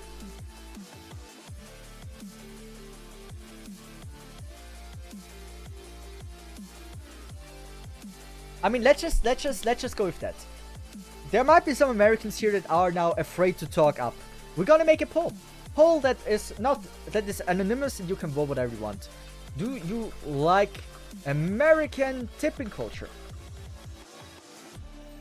If you are interested in defending it and putting out arguments with us, I think we're all fine with that. Like, if it's your opinion, you grew up with it, right? If you're from America, you grew up with it, it totally makes sense that you are a fan of it. Because you don't know how it is for other places. Or like, other places, how they do it in other places is weird to you. That makes total sense. So, I mean, right now, it doesn't seem like we found a lot of Americans here. That is okay, well, fine. Also working. Not a single one defending tipping culture. For me, tipping as well. Like, yes, while it's pretty common in Switzerland, it's not mandatory, right? But it's pretty common that you tip. Unless the service is horrible, it's pretty common that you tip. But if you don't want to tip, no one is gonna be like, oh, you scumbag. How did you not tip? What did you not like about our service? Like, that's not common.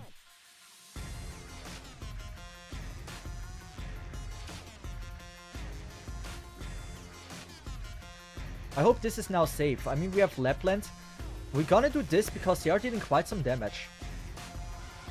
They're actually doing quite some damage. What? Oh, wait. Just for these leaking through. I assume they eventually break those things. I'd be surprised if they don't. Oh, wait. I just thought I fucked up. It's all good. I don't have Ea Fiatle with me, though. Which you can look at as like a very, very, very bad thing.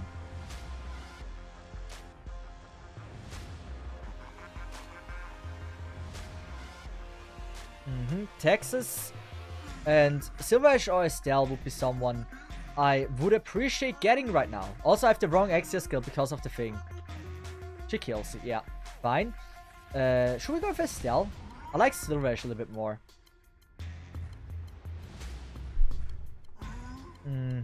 Also, what is this song?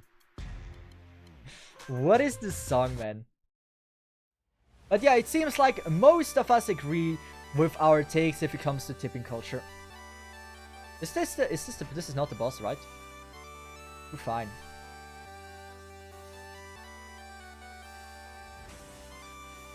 Man, I want to play the game, but I also want to talk about this.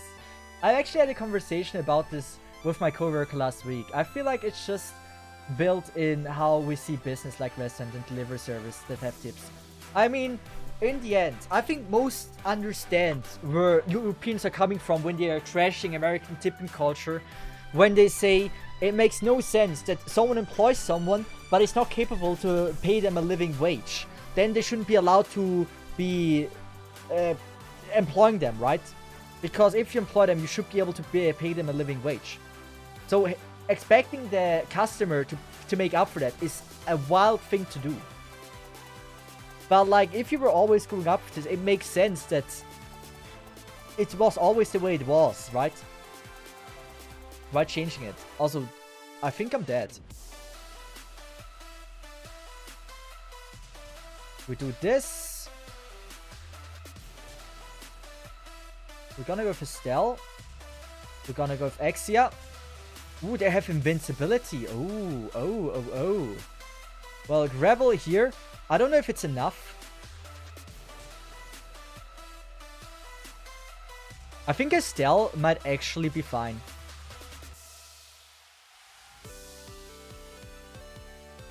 That looks actually very easy this stage. Yeah, not in recruitment. Wait, Ea is not in recruitment, I thought. Well, I don't know if she's in recruitment, but I do have her. I will use her. I've been playing since first week and still don't have... Wow. Oh, that's wild. Oh, that's wild. I should have read your first match. Now that makes sense. That's wild, man.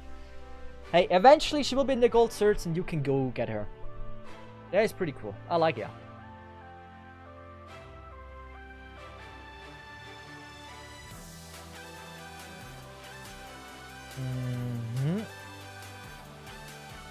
That is not Ea. This is Ea. Good. We're gonna change the Exia skill as well. I like this a lot more. We don't need fast reapply that much, do we?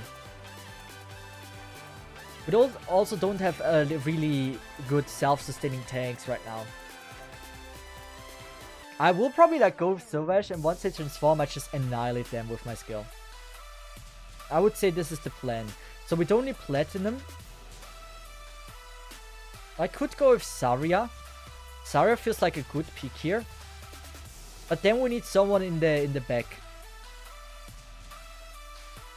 Someone in the back. That can attack rage. Thorns is not a thing.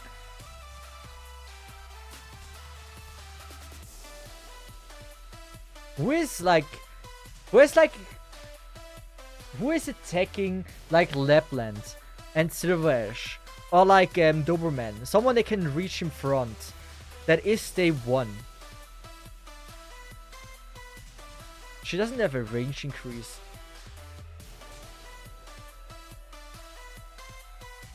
Do I... Weedy was a cool thought I had, but I don't see Weedy at all. Weedy is not available. Feature is not happening. Cliffheart. I can see Cliffheart. Clifford is not really leveled though. I don't want to use Doberman. Doberman feels a bit wasted. Was Clifford the best puller when the game came out? I think so, yes.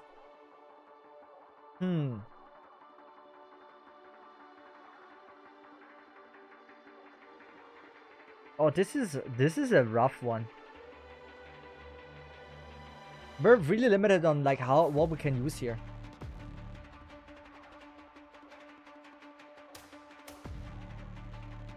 We're absolutely limited on what we can use. Damn. Conviction wasn't day 1, but was in the beta. Savage, she has a range. I can't just go with Hoshi. I could just go with Hoshi, right?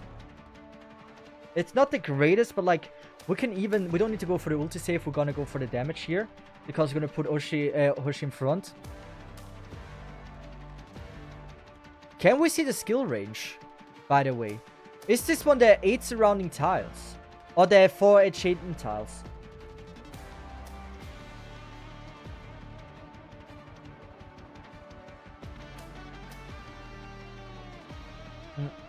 That actually helps looking through Draki. But we really don't have a lot of options here. So, how does Zarya's skill work? Is it the 4 chain tiles or is it the... Like, what is it? 8 or 4.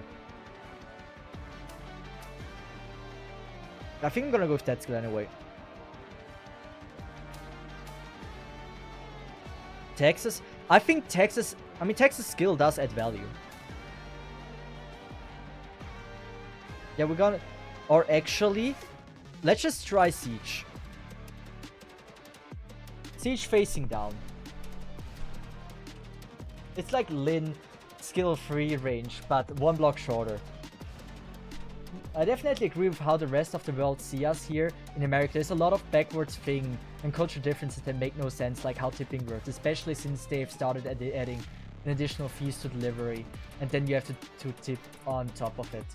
I mean, like every country's questionable things, and like America is still like a relatively new country, which also brought in people from all around the world. It's like one of the most diverse country, if not the most diverse country in the world. Therefore, it's a place where a lot of different cultures are crashing together. And so obviously there's a lot of friction going between people. And some people like it that way and some people like it the other way. That makes total sense. It's totally understandable why things are the way they are in America. Just one of the biggest things I never really understood is like, why in America teacher is a low-paying job. Like if you are like it's also the same thing in Japan as well. I don't know if it's low-paying, but the education a teacher needs to be able to teach in Japan is barely non-existing. It's wild that it is like this. But for someone that is from Europe, I think the most valuable thing for society is having the younger generation being taught the most important things about life. Having them learn everything they need to know about life.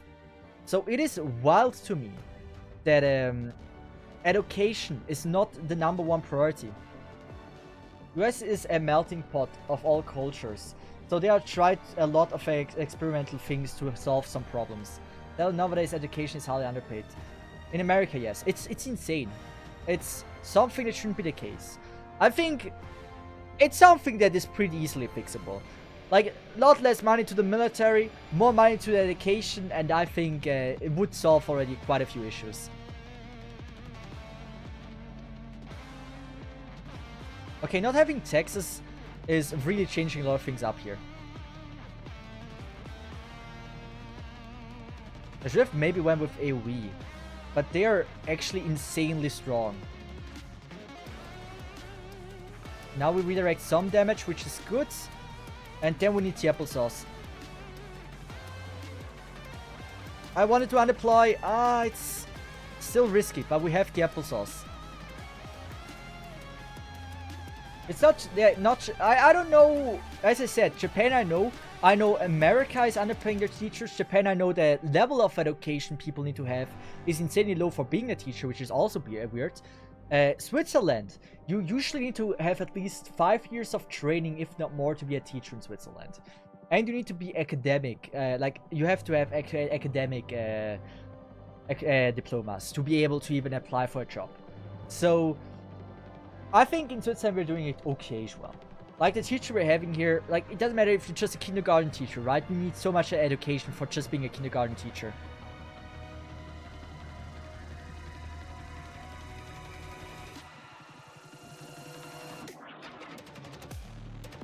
Oh, definitely will make things better overall, but yeah, I agree that our teachers are way underpaid for what they do. Like, I watched a video about, like, teachers are expected to never do social media, like, don't embarrass themselves, right? A teacher got fired from their job because they were doing TikTok, right? And it was losing the status of, like, kids having respect for them, right? Because they were doing TikTok. If you have the teachers up to such a high standard, they should need to make TikTok to be able to gain additional money to make a living. Therefore, if you pay them enough, they won't need to make TikTok or any other side shop that loses respect for them, because they already get enough money. If you don't give them enough money, they will have to resort to things back like this. That is just something that really surprised me.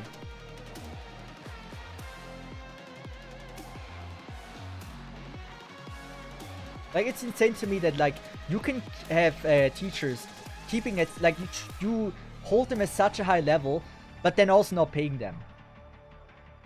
Like, I understand the teachers shouldn't be making TikToks, but you also should be paying them enough money so they won't need to make TikTok. Imagine your teacher having no feed. Yeah, right? It's not something you want your teacher to have. Like, no one wants... Like, I don't want that my kids go to a school where their teacher has an only feed. But I also understand the teacher if the teacher gets paid 2,000 bucks per month. Like, it's so understandable.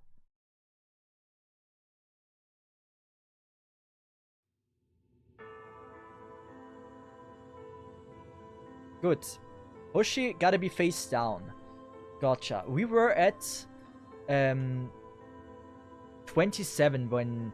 Like, at 23 I need to activate the skill of Hoshi.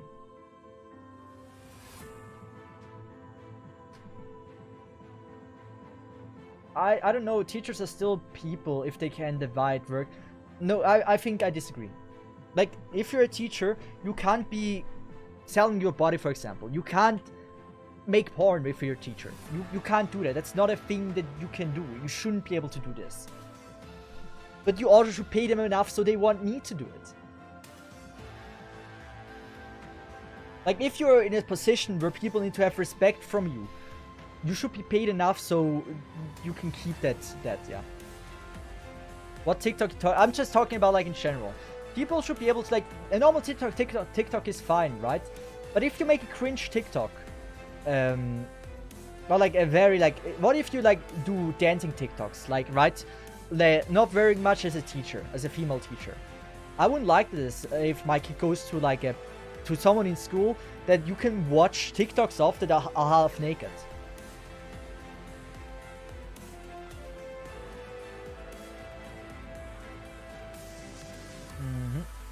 What did I want to change about this?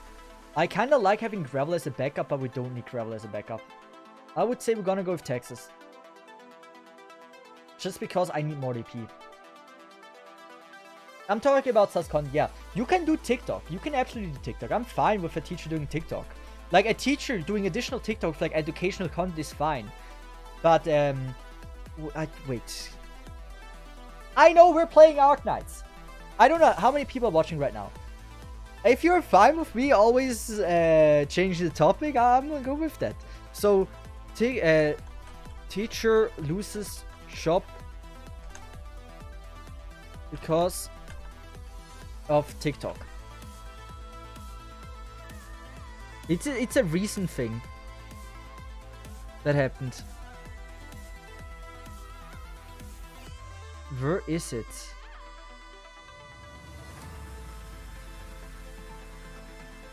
I don't see it. I think Moist Critical actually made a video about it, but I can't find it on the get-go. Sorry for that. I wanted to watch it, like, it would have been fire to watch it on stream. Good. We're gonna go with this, because Texas is doing a way better job at generating DP. We are... You know what? We're gonna wait. Lapland. Texas. Lapland-Texas combination is always great.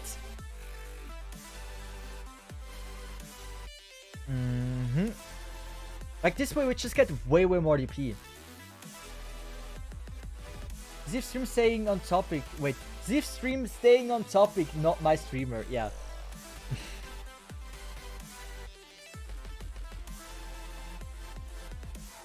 Yeah, I don't mind. Like, funny content is also fun. Like, I'm not... Like... Content where people don't lose respect for you. That's it's broad way of saying it, but I think everyone understands what I mean by that.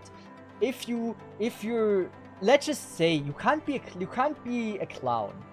Like, I don't think a teacher should be making TikToks where they are a clown or whatever. If it's like, let's just say you are a teacher for 4th grade. You can't be like always like having clown makeup and just be a clown and always like the dumbest person ever.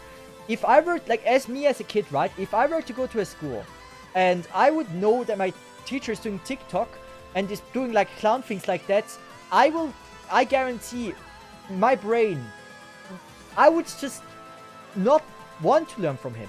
I would have a blockade of like listening to him because I would have as a kid no respect for them.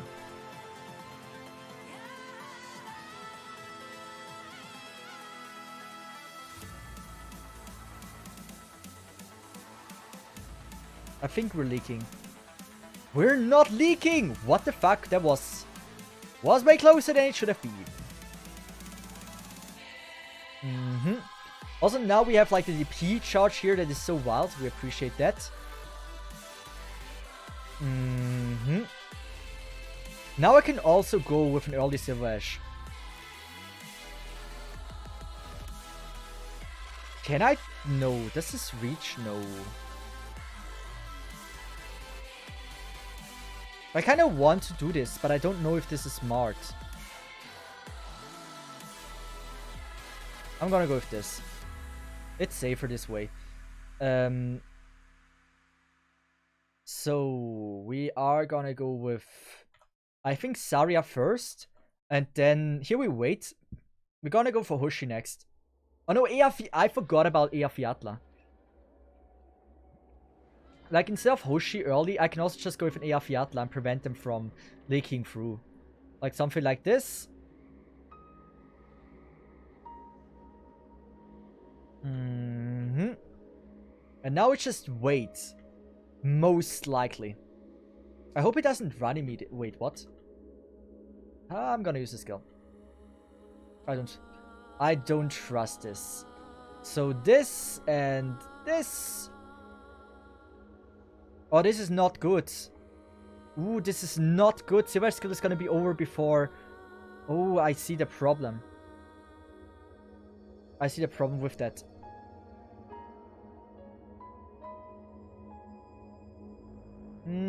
Yeah.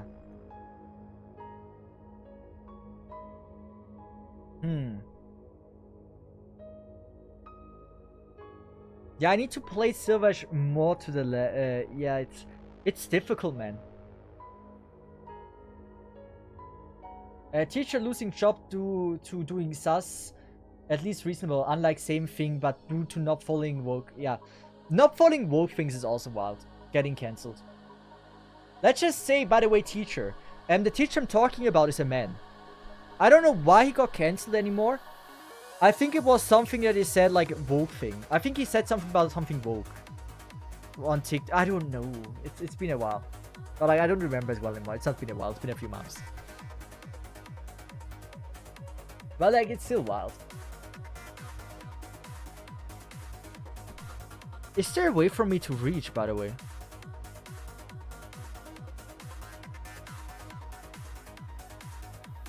Oh, wait! I have... Oh, this is what I needed to do. What? This was such an easy solution? Wait. What have I been doing the past time? Am I just so dumb?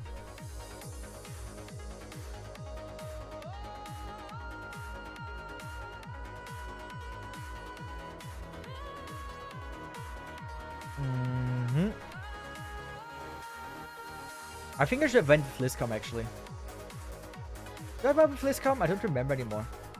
I think I didn't need to. It's close. This, getting the damage in. I don't know if we're blocking. We're not blocking. So let's come first. I know Professor getting cancelled from everywhere for not saying them in girl in school. I mean, yesterday we talked about this, right? I'm usually very open about this. I'm not gonna say it again on stream because I'm really not attempting to get really cancelled by Twitter. But for me, it is a wild thing where we live in a world where just men can be in a women's bathroom and no one bats an eye. That's insane to me. The other way around is also not acceptable. Like, it's just not, it shouldn't be the case. I just saw today, like, a freaking video of a 5-year-old girl, right, want to go into the toilet, and there is a freaking dude in the women's bathroom, like a grown-ass dude. The father went with the girl into the bathroom and he saw the dude. If I would have been that father, I don't know what I would have done. If, like, he didn't do anything special, it was just a grown-ass dude looking like a dude being in the women's bathroom. I don't know how I would have reacted as a father if a dude like that would have just been there. And my daughter, like the daughter in the video there was scared, right? She was like, oh, there's a man in the room. Like, I don't know what I would have done. It's just, you can have a third bathroom, I don't care, but like, no. No dudes in female bathroom, no man, no female in man bathroom. It's just a rule. Not a trend. It wasn't a trend. At least it wasn't very anything. It was just a normal dude you see on the street. That's like, for me, like, if you go into a bathroom, like a normal ass dude, that's for me, like, I don't want to say the R word, but like R word behavior. You don't do this. Like, you just don't. Like, I don't know how little you think of yourself if you don't feel comfortable. How do I say this? How do I phrase this to not get cancelled? But like, you should, like, I don't know what kind of person you have to be that if you're just a normal man thinking, oh yeah, I can go now in a women's bathroom. Like, that is wild to me. Never ever would I allow this. I would want the cops to arrest a person like this.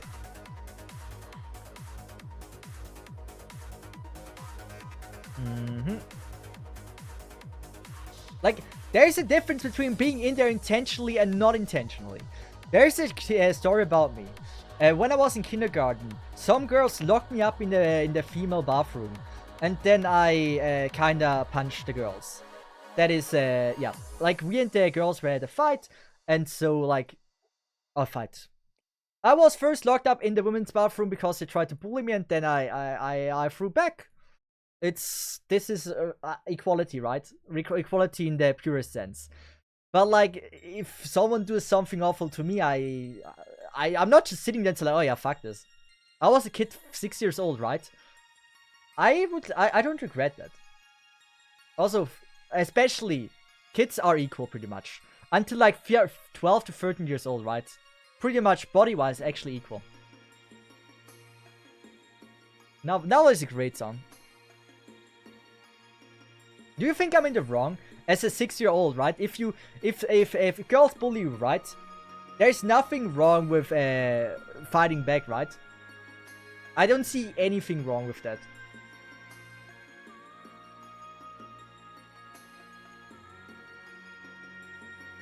Maybe I get cancelled now. Maybe my time has come. It's a story that happened 6 years ago. I would nowadays never punch a woman, but like, if you're 6 years old, like, there's not something like, oh, women need to be treated better or whatever. And even this is not what equality stands for, that you treat one gender better than the other. That would be absolutely misogynistic. By the way, just to my defense, the teacher sided with me. Teacher absolutely sided with me. Female teacher said like, yeah, I was in the right, I was fine to do this.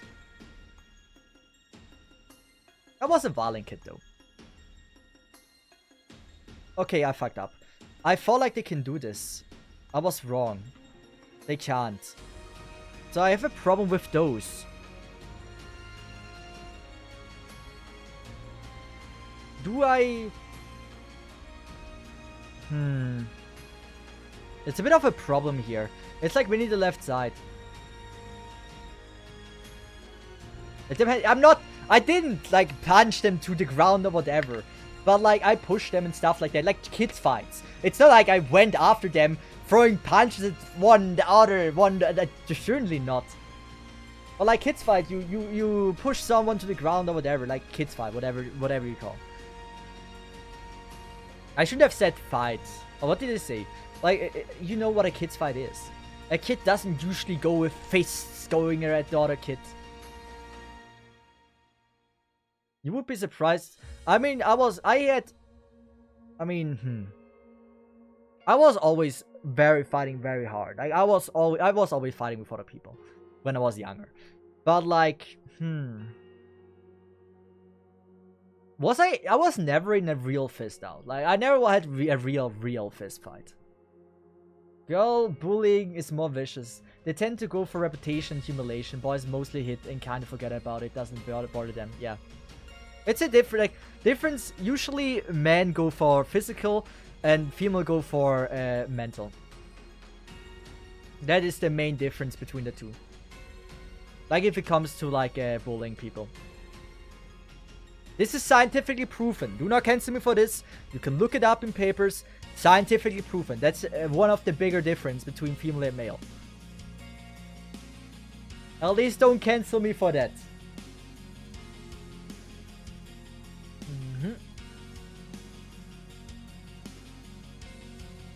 I had, let's just say I had a childhood girlfriend, childhood friend, right?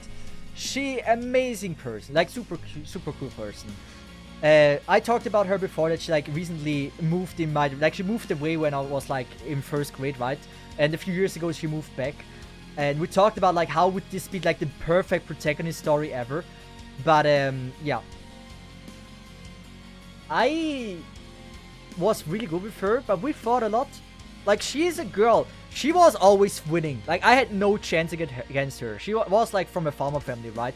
But I tell you, every time we were against each other, she freaking beat my ass.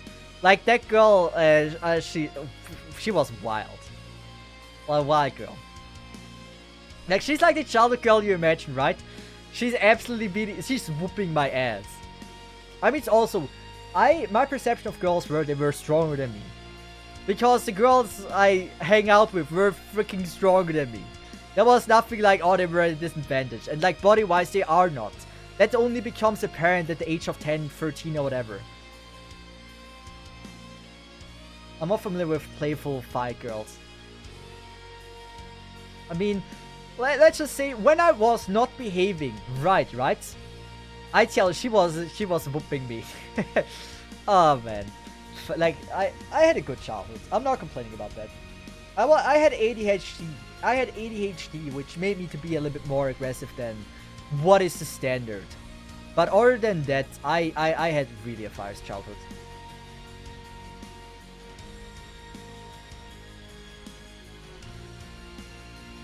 Maybe this works. I hope he's friendly, otherwise we're fucked. He's not friendly!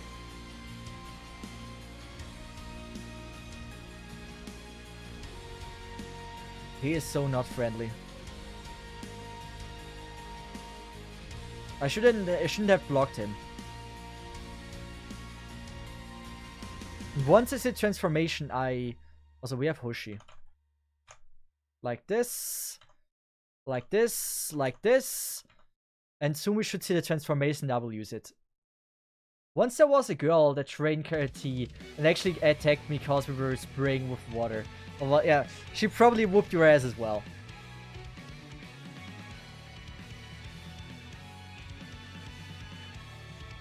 Oh, what the fuck? It's a big dude! Oh, what a scam.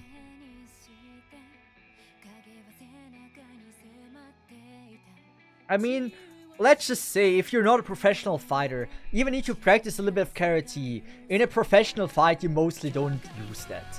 In an actual fight, not in professional one. In an actual fight, you're not thinking about using actually the techniques you just learned like a few weeks or months ago. You're still gonna throw the same punches you did. You're not gonna be like, oh, whoo, and yeah. No Gamba for last stage. Well, probably I could have done a timely Gamba, but I really enjoyed just talking about random topics right now, and that's what we've been doing. So I won't need to feel bad when we're when I'm a little bit stalling. Some girls also go hitting weak spot right away, but okay, interesting. I was just recently thinking about this. Who of you, like, is there any dude in here that has never felt the pain of getting hit on your weak spot? Is there one? I'm curious. I remember we were playing, not dodgeball, but something similar, right? It might have been football, actually. Like soccer. Also wrong character. So we were playing this, right? And the girl shot into my nuts. I was hit before in my nuts before. And I tell you, that pain was specifically special. I never was hit so hard in the nuts that, like, I was there on the ground. I remember this for like 2-3 minutes. I just couldn't move. I couldn't stand up, I couldn't move. It just hurt too much. It's like you were completely down. There was nothing. There was nothing I could have done. Like that was probably one of the worst pains I felt. In that moment, right? 5 minutes later it was fine, but like, damn. That shit, like, I was freaking not capable of standing up. That was an experience. Never had that. Like, I had it to some extent before, but never that much. That was in secondary school. I think I got hit by a person only once with ball. Wait, I think I got hit by a person only once with ball many times. I mean, it happens quite a lot. I never had someone kicking my nuts. Nor am I intrigued to make this experience. Never once had I this. So I can only, like, there is like a video, like, dumb people getting hurt, right? 2010 YouTube, right? Where you saw some pretty damn fucked up shit. And there was like a woman kicking a dude with high heels in the nuts, with full throttle. And I was like, man, I don't know how. I don't want to imagine the pain. Like, there's just videos that can transfer the pain. And that was one of those videos. All I got was sting accidentally on me nuts. But jeez. That is, yeah, I can be like, okay. All I got was sting accidentally on me nuts, but jeez. So, you got a sting. Are we talking about bees? So, were you trying to put your D into a bee's nest? Like, how do you get sting on your D? Like how? Like, where do you put it in? Like, give us some hints. Like, what the fuck?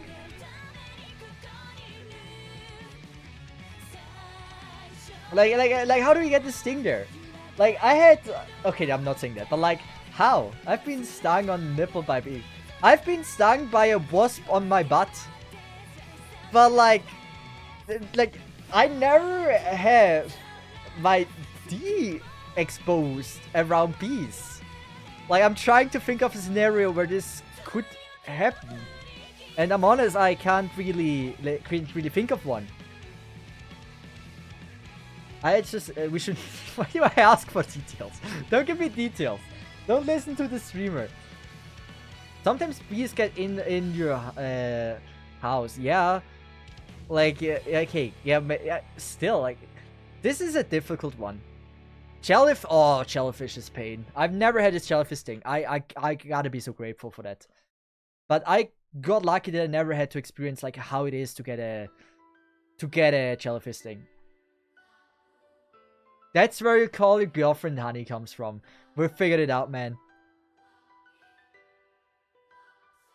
But yeah, stuff like this happens. Okay, since we talked, like, someone was that open about the bee sting. As a streamer, I feel like I'm obligated to also be honest with you. I also had like a tick once on my sack. That was also not pleasant. So stuff like that happens. The tick is at least, I think the tick makes more sense, right? I know I shouldn't be talking about that. I shouldn't be telling everything the stream. But for me, it's, I don't know.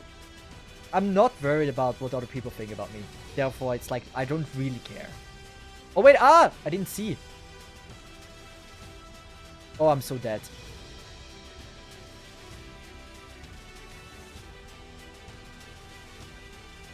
And it's... Do I need to play Sylvash here? Like, the only thing I can think of is Sylvash there. Yeah, it must be Sylvash there. Wait, what tick? Just a tick. When I was a little kid, a neighbor goat wanted to F me. That bastard got cooked to the next day. He broke through our fence again. I mean, yeah, this is also, yeah. Like, stuff like this happens, right? But sometimes, like, this is a cool story you can tell. If you're not too embarrassed about, like, what other people think about you. So, like, some of the stories are, like, you look back and they're like, oh, that's a funny thing that happened. I think, even though in the moment those stories are a little bit dumb. Like, even what was it? Like, I think that the bee sting on the D, right? That's something that, like, you can tell to dudes like, oh man, what a pain. Like, it's gonna be, like, you can laugh about it after. Not fun in the moment, but at least, man, you were the man with, like, the biggest balls in the area. You always have to see the positive things. So it's not a bad thing, right?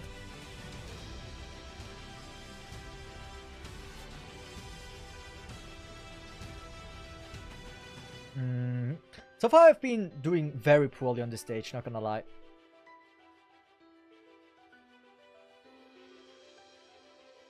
I don't like their damage. They're so strong, man. So unnecessary strong. We do this. Go for the stun. And then immediately go with our healer. Because if we don't, we're effed. Clean. We go with beautiful girl. I don't think we need to heal. Beautiful girl.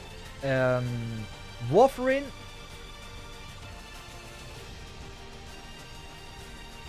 And now, should I do this? I can. Now we have Ehrviertel down already.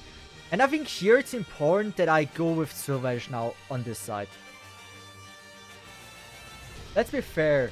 History-wise, people in some tribes use Venom or either things on stick to improve its stats for work. I mean, history-wise, bees, ants, like old Egyptian. If you're from Egypt, you know what I'm talking about, probably. You use the leaf, right? You use bees, ants, or anything that can kind of vibrate. And with the leaves, you kind of try. This is education, right? I can't get cancer for education. So in old Egyptian, this was like the first functioning adult toy you had. Pretty much.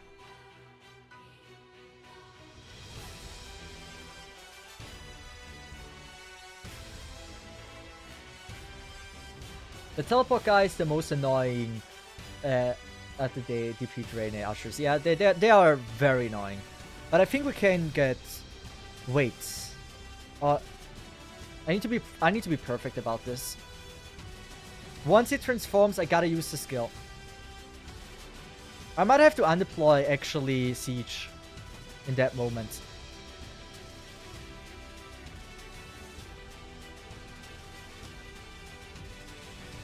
I learned this, by the way, on a kid's channel when I was young. Or was it a kid's channel? It was just an old, like, it was a. Usually they had a kid, like kid stuff on it, and this is where I learned when they talked about old Egyptian. I thought this was very intriguing. Was surprised. I think at that time I didn't really know what it actually was, but yeah, I do think it was. I mean, it's educational, right? Oh, the two characters.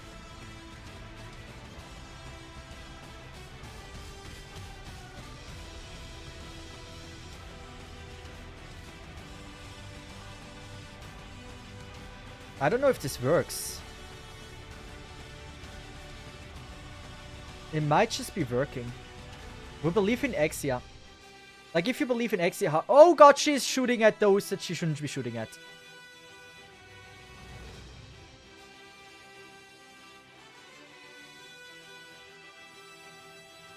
It's not damage, but like Sylvanage is just dying too early. That's kind of the issue I'm having here. Like, I'm trying to figure out a way of killing the 4 there. Like, I feel like once I successfully did this, it's gonna be fine.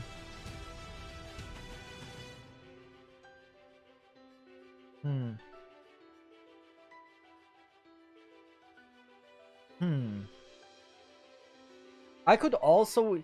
You're right. What if I change things up? What if I use Exia there and there? And who do we not need then? Who is not needed? I'd say... I mean, kind of we need damage. But I still think Hoshi gone. Manticore? Let's just go with this. Maybe it works. I don't know. It's a little bit of a desperate strategy, I'd say. But if it works, I'm not complaining.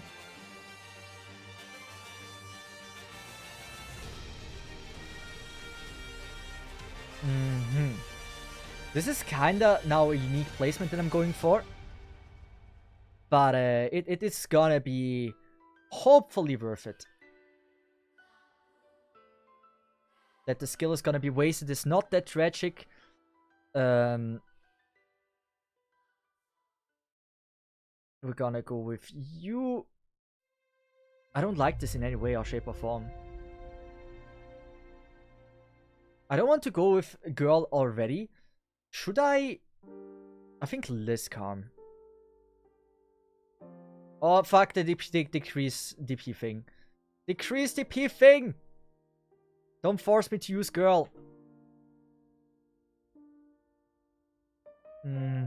This.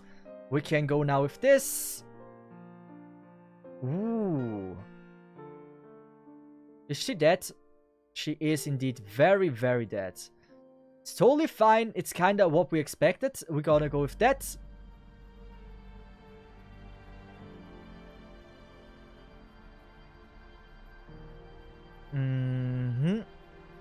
Soon we gotta go with Eafiatla.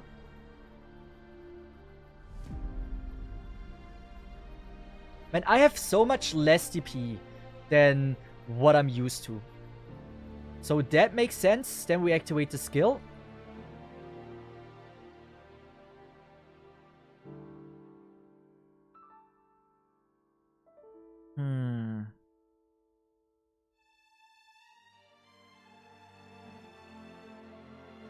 Here. Like, I like how this looks, actually. I would love to go with Zarya soon. But I'm afraid if Texas dies, I will not have a way to regenerate more DP.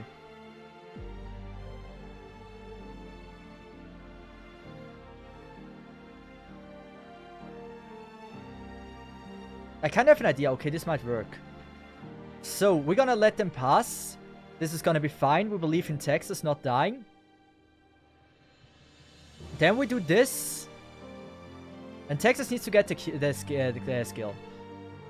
If Texas gets the skill, we are gonna be okay.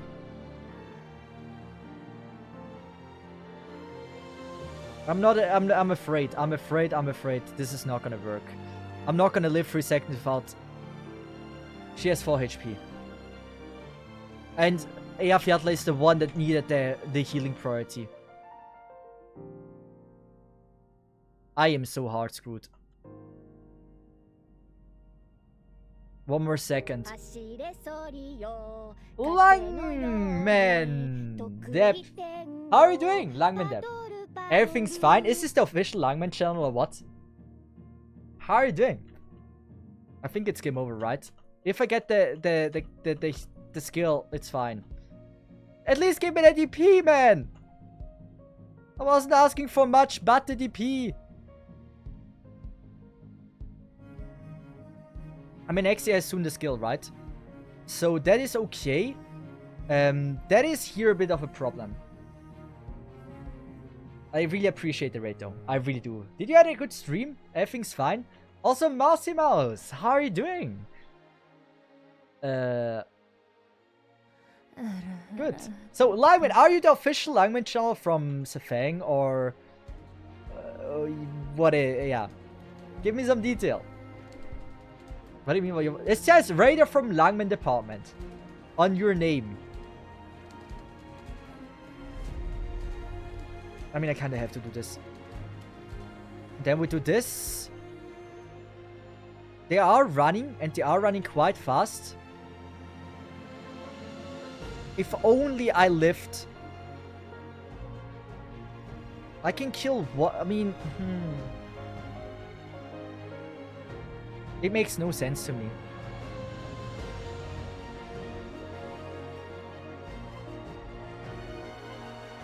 It doesn't make sense to me.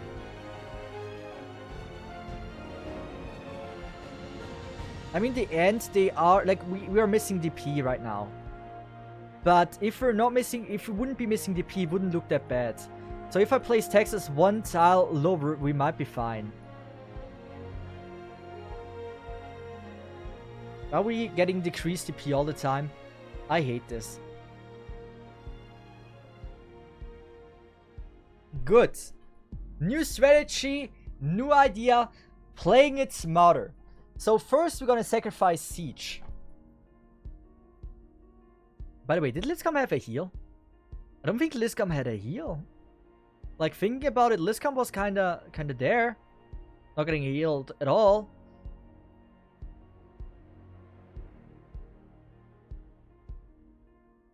Oh, this is so... Oh, God. Can I do this?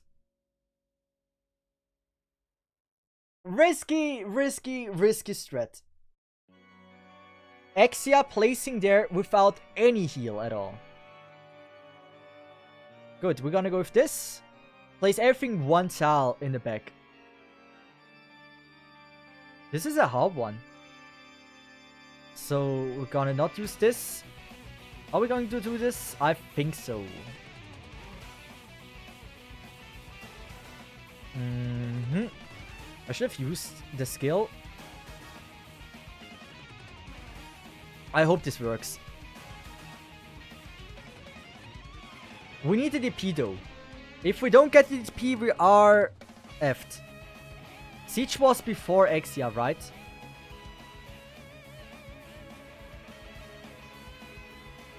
And now we have the decrease thing. Man, I hate this. I hate this. I hate this. What oh, man. Oh, this doesn't work at all. Man, why is it capping the DP? I hate this. In that case, I can't just... I need to lower my expectations of Exia. Good old 47-70. Okay, this is gonna be bad. Oh, good.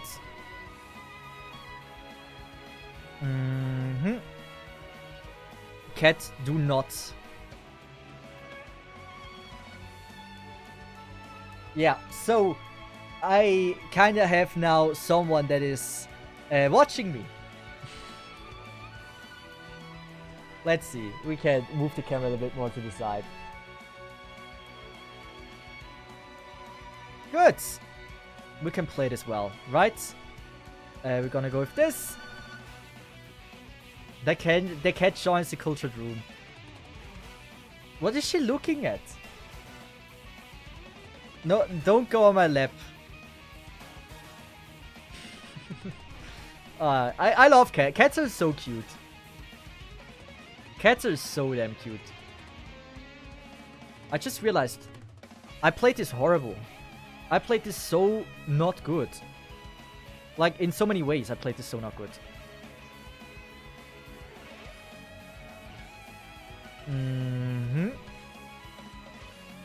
Good old Siege is gonna be fine. I believe in Siege power. Also, Exia is doing God's work, actually. Wow. That surprises me. It's very welcome, but that surprises me.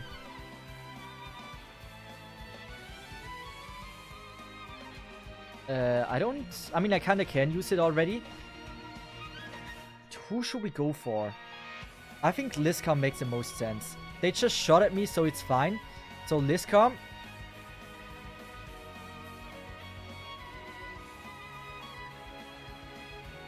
Man, I need, at this point already, I would need Saria.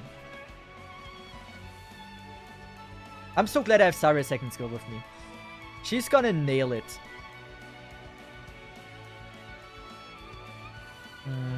We can undeploy. And... should we undeploy into Saria? I mean, it makes sense.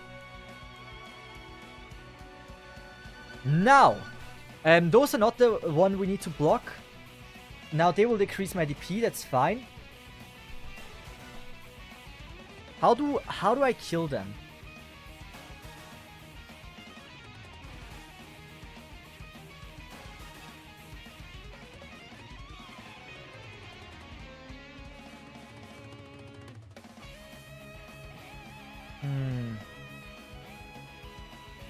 I'm gonna wait for one more change. Like, I want this tile here.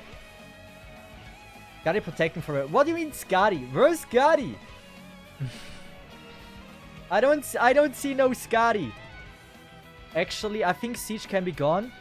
And we're gonna go with you. And since we want to charge for like the more consistent heal, we go with that. They have used all up their charges. And since we're not blocking the strong one now, we can use this. Extra is just not allowed to die. But like with Saria and everything, I feel like we might be onto something.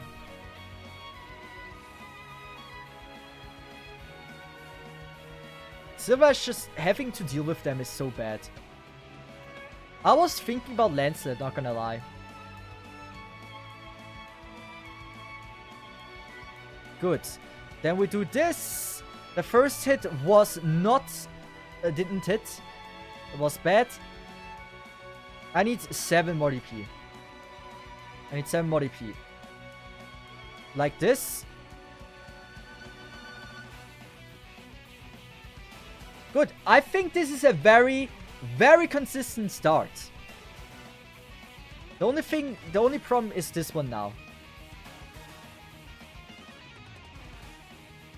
That is indeed the only problem that I have right now. I mean, we're decreasing the amount of enemies that are like, pushing here, which is fire. But like, I don't think Exia is doing that much work. I feel like Exia should be doing more work. Or even if I'm deploying Silver, I don't have enough DP. Ooh, bad. Bad, bad, bad, bad, bad. I assumed I would have enough DP.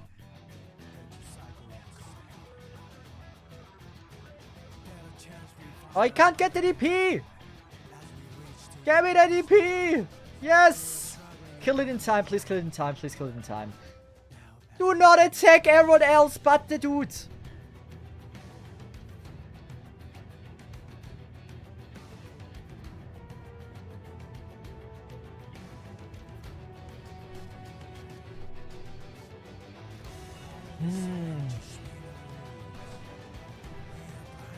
But you need to kill the boxes for more earlier DP. I mean, I can go for that, but like... I don't have enough AoE damage, reliable AoE damage.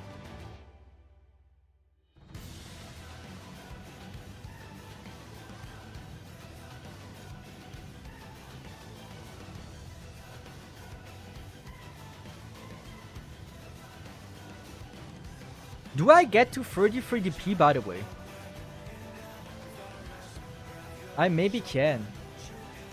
But that would be a very, very dumb and risky take. Also, my cat, I think, wants to leave. Yes.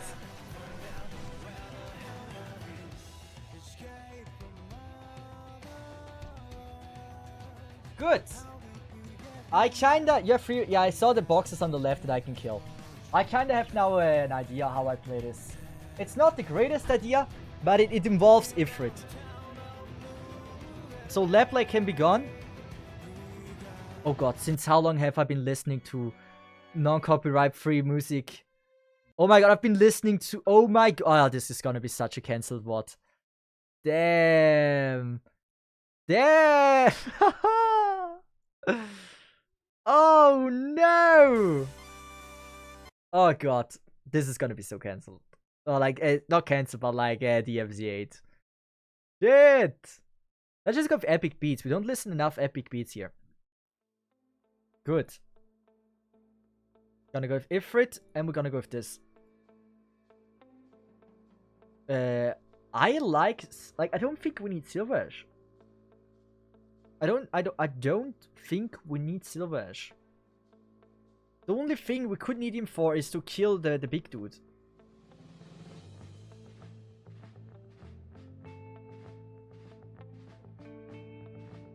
I think I'm gonna go with that. They are in chat. Who is in chat? Wait.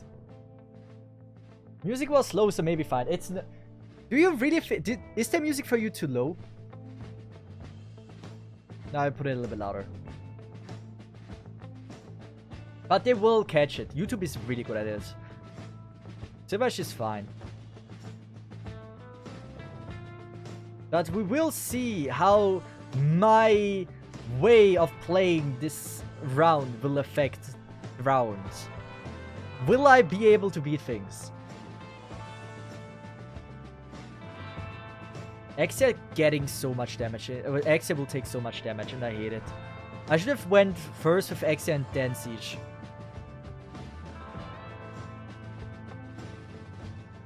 I hate steady P decrease. It's so bad. So this... Next up is beautiful girl Liscom.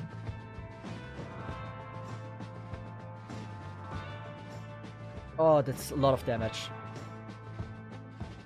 Come on, Liscom, we believe in you. Like this.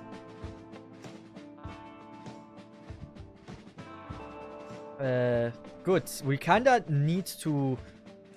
Can we... Like, we can definitely break this. It would be nice if you can see, like, your current cap. That'd be fire. Like, the current cap you have. Would be so cool. We're now at 30. 31, 32. We're capping it. Oh god, no.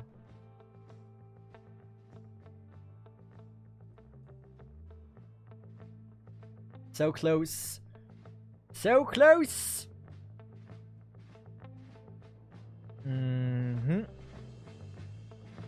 Soon will someone else leak through. I believe in it. That might have been a mistake for our DP generation, but we believe in Ifrit. I believe in Ifrit. I believe in Ifrit. I believe in Liscom, Ifrit, and everyone. It's gonna work out. We get to 33. We will get to 33! We will get to 33!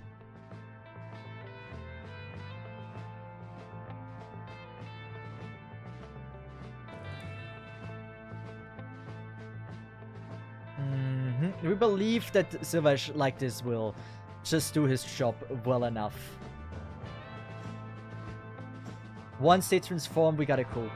That is actually like the first time I played Cesith. This is what I wanted it to look like. But I kind of bonded the idea after I saw the damage. But maybe this is fine.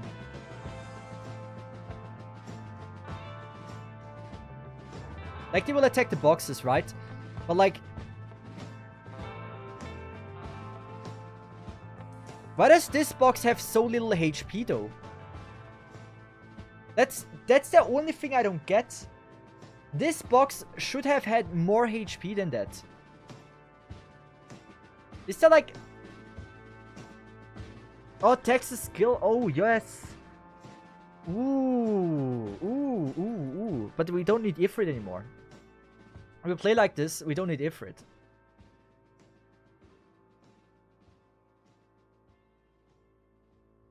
Yeah, if we play like this, there's no need for Ifrit.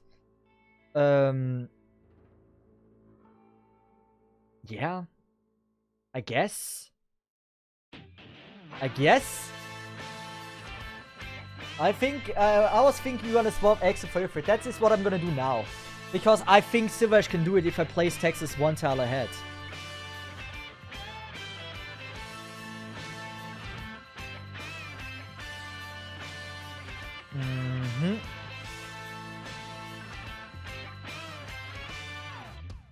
Good. Clean and simple. So, we're gonna go with, Actually, do I need Exia then? I mean, we can play safe, right? No need to take any, like, unnecessary risks here. Liscom, like this. There we go with the beautiful heal. Like that. Now Texas is not going to weaken the box. Also, we have a run through. Ah! We need Siege. Siege for the frick... I mean... Wind Channel needs Siege. It's not perfect. It really isn't good at all. But it's like kinda doable, but kinda I'm throwing so hard. If it works, it works. We will see. Also, I put the camera a little bit far to the yeah, like this. Good. So Texas here. Simple, clean. Next, we go with Exia. Because we know we have the time. Exia will not get attacked anymore. We activate the skill. We're gonna go with Sichu. I don't want to go with immediately Air Fiatla. I'm gonna go with this. The thing is because now the skill is already over. But we get very good charges from Texas and Siege because we placed them in this order.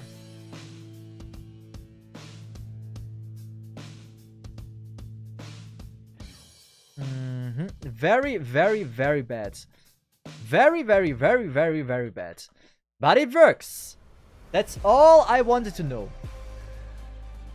If it works, it works, and there's nothing to change.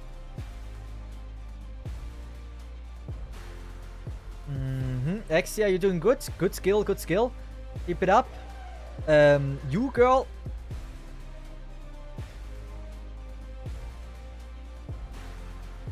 Clean. Now we should be at 20, like 32 charge, right? It's so sad that we're missing like one potential upgrade. Back to me, but to me, Bat Camera is all we truly desire. I don't want to go with Ifrit already.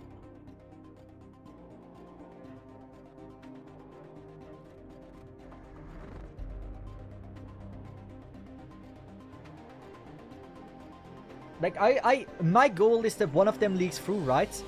I can place Ifrit here and then the tank. Otherwise, like, the attacking order would be absolutely fucked. And I don't want this. I like my attacking order being decent. I mean, okay, technically, let's just go with Zarya. I can maybe go with a double heal. Good. Texas, you don't need to die. Do not. I refuse. I don't allow you to die. Good. We have certainly enough DP for Slavesh.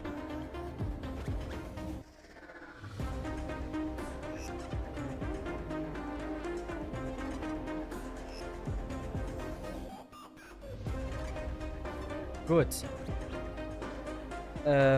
Now we gotta keep our Vanguards alive until we have enough DP for our beautiful girl Ifrit.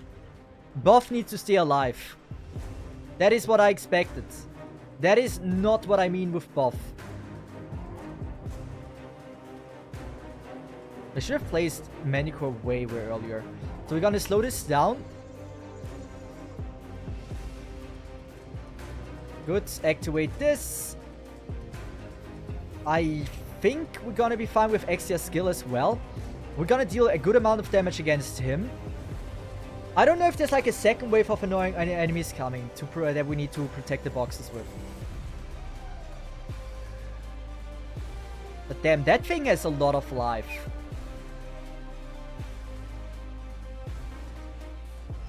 Oh man, that thing is tanky AF. So, now we should be good. We can do this. Nice. Is she the boss, by the way? She looks like the boss. Silverash can be gone, I assume. And we're gonna go for this. I don't know if this is already clear. Oh, you say already? It took us way too long. I don't know how the boss works. I didn't even realize that this is the boss. That's how well I know the boss.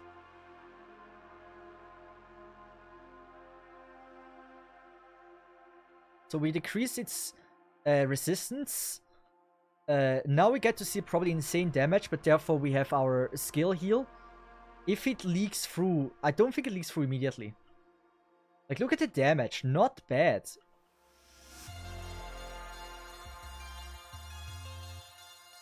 That one where nothing can go wrong. Something tells me she can also teleport. Because if she can do that, I'd be effed.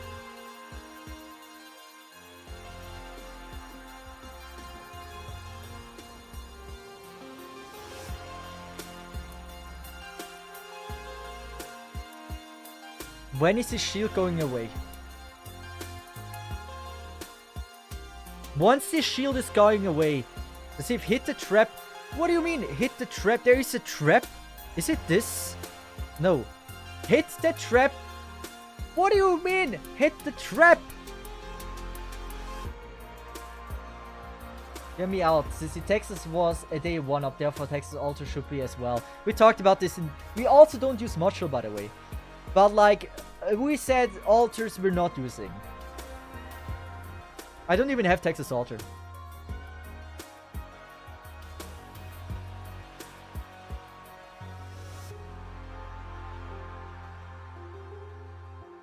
Good. I don't know if this is a good idea. Oh no, I can't. If I were to do this, she will break the boxes.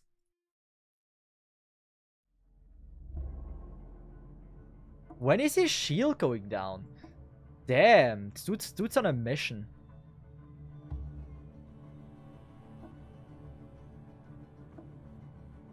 Oh my god.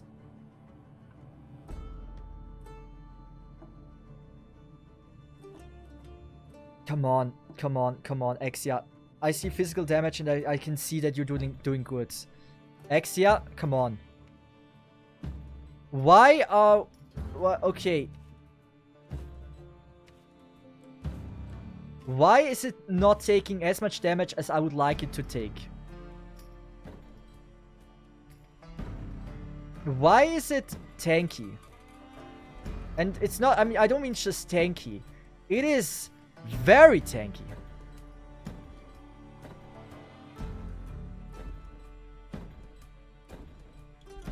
Zarya heal. Oh, we have Zarya heal. Oh, this is wild. I can't believe Zarya heal is actually gonna save my ass here. Good. Clean. Oh, do they have a form?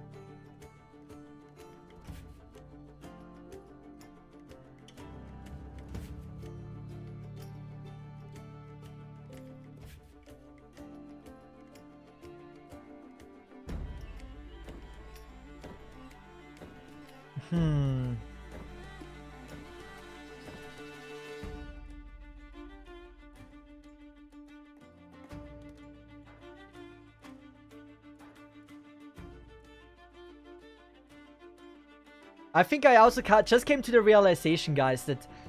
So she's a dude. Are you telling me that she's a dude? Because if she's a dude, she's a hot dude, man.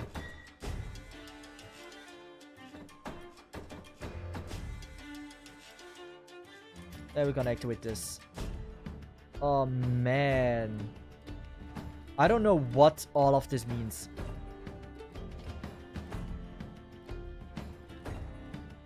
You know what? We should be able to do this. This is also something... Okay, I don't know how I hit that.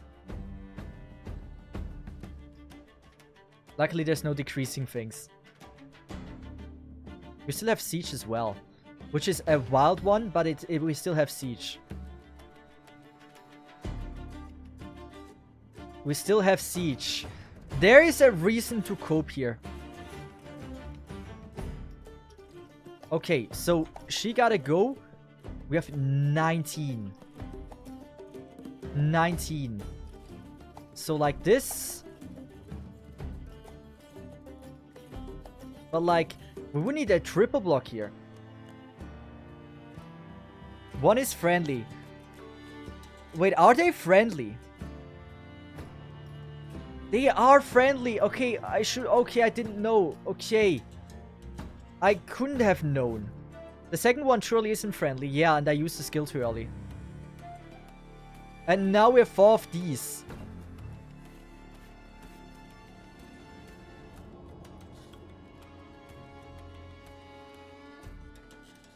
Why is there 3 bosses?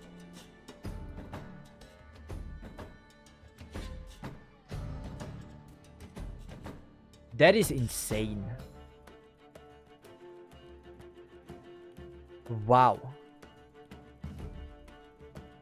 Wow. Wait. I don't know how to play this, man. Okay, this is a bit of a complicated boss, man. Man, this is a very complicated boss. Oh, I just talked about it. I hate when a boss is complicated. And when you have like to read an entire Bible and then they expect you to understand what the fuck is happening. Spy, whenever a certain percent of HP is lost, summons a isomorphic fragment on an operator or on the field that shares HP with Damage Cluster. Every isomorphic fragment summoned reduces physical and arts damage received by the Damage Cluster and isomorphic fragment. Both the Damage Cluster and Alpha are invulnerable while their identities have yet to be revealed. Attacks inflict corrosion damage. Periodically releases the derivative iteration of the Damage Cluster are isomorphic. It's like half of that I don't even know the words of.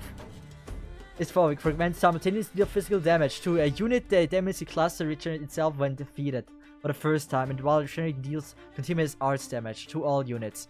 Near the damage cluster, in the second form perk releases Lifeline Burst, which looks onto all allies on the field, and after a period of time deals arts damage to the targets, and any allies in its four-chain tiles and summons destructed is on the locked on position. When the second form of HP is lower, certain percentage for the first time summons and fragment on operator, and this operator cannot deploy it again. Prioritize operators without allies nearby.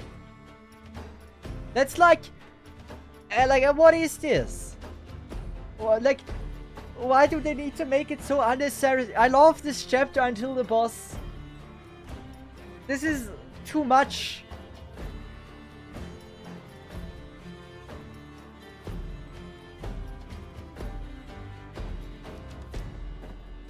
But like, okay, tell me one thing, one backseating. In an easy clear, right? In a closing clear, whatever. Do you break those two boxes in the middle, or do you try to save them?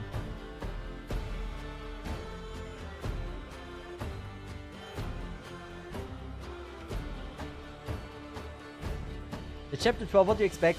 I mean, stages can be difficult without having 10,000 different mechanics. I'm not a fan if like a boss is just too complicated to even understand. So, how did you beat the stage? Did you break those two, or did you save those two boxes? I saved the boxes. Brute force it. So you saved the boxes.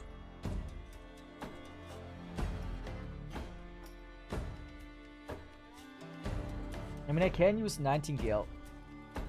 But like, man.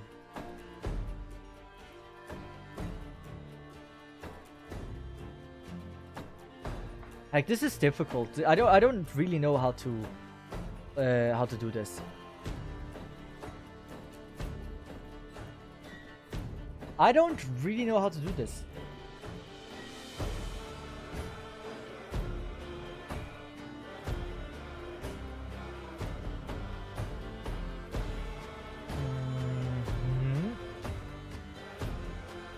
I'm gonna give it a try with not saving the boxes. I think it's worth a try to do that. Let's just not save the boxes. Is Nightingale not day 1? Nightingale is day 1. Pretty sure she is.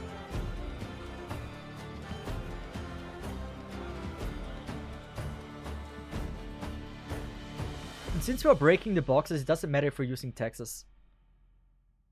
This is a wild one. Man, what a stage. Incredibly complicated, but like, it is doable, I guess. Let's do this.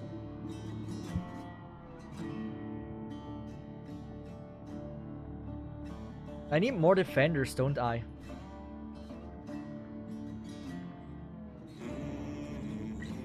I definitely need more defenders. Let's do this. Let's just break this one.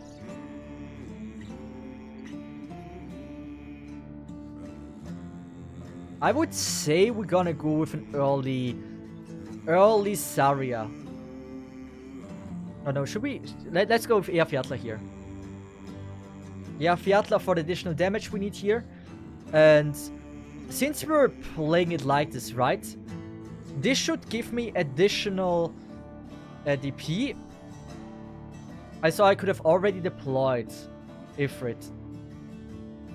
So we're gonna aim for that. Also, the boss is already here. I'm not liking that.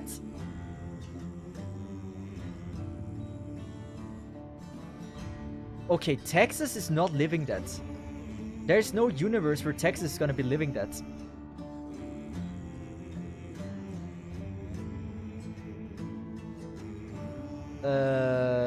I don't want to do it. I want to place Ifrit. Probably like the last one there is evil. Okay. We kinda lived, but we're kinda dead.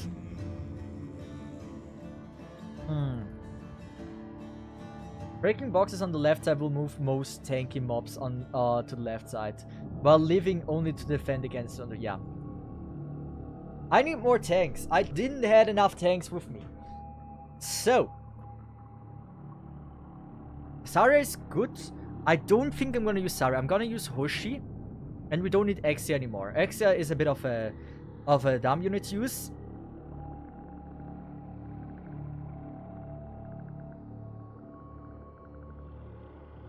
Should we use Lapland? I don't think we need Lapland. Wait, is Kyo here? Kyo! Oh, did you already do the guide for this? I'm hard stuck.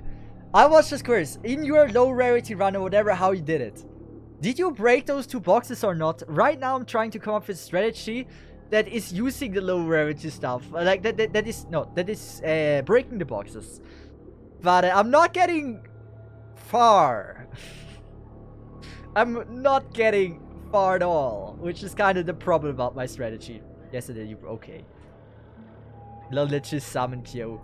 I suck so bad. Kyo's spider senses tingled that a mate in need is needing him. It's like the IQ has tingled him. It's just how it is. It's like if you play Arknights long enough, you sense when a mate in need is needing your help. Mate in distress, yeah. Oh, great. So, how do I play this? Please, I gotta play this smart. I can't fuck it up anymore. It's already bad enough that I'm pretty much hard stuck at this. It's so embarrassing. We can... No, I won't be... Wait, that's the boss, right? That is indeed the boss. Interesting. So I'm doing this. I really hope Texas can stay alive. That looks fine. You get some damage in. I would say this I can work with this. We got some good stuns, but we need more DP. Zarya is... Oh god. Yes! I got Zarya down. Before they decrease my DP. Now my Vanguards are in some dipshit. But that's fine.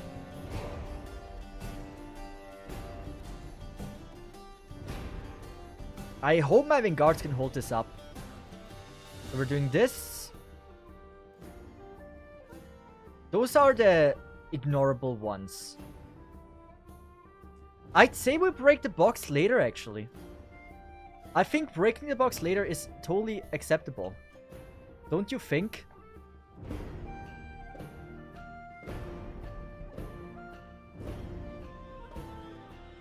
Or wait a second. You know what? No, never mind. It's fine. It's fine. We want him to break the box. We want him to break the box. I still need to beat H12-4. I can't imagine doing H12-4. Based on what I've already seen how this stage is. It sounds like it's gonna be a pain in the ass. I need one more to leak through, please. Zarya is so important, by the way. Good, nice stun. Yes, yes. Come. Come in the kingdom, come. Oh god. 1 second, I need 1 second. Do not shoot at me, I dare you. Yes. I think we're good so far. Would that reach? It wouldn't reach, man. Oh, I don't know if Zarya is tanky enough. I don't know if Zarya is indeed tanky enough to hold this up. According to Kyo is one of the... Wait, according to Kyo is one of the hardest stages now. Damn.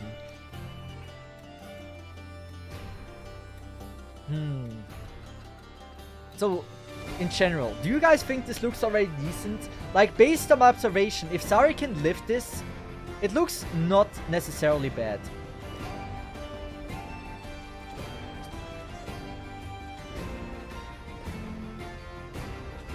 I hope Ifrit is gonna be good. I hope Ifrit can do this. This is a problem here. I would say we can actually go with this. It's only a minor amount of damage, but it probably helps me to stay alive. Ifrit, we believe in you. I'm gonna do this because her skill is gonna be there forever. Mm-hmm. Ifrit! What a legend! Okay, but we kinda are still like very much in dipshit. Now by being like this, by having it like this, we are now needing Sylvesh on this lane here.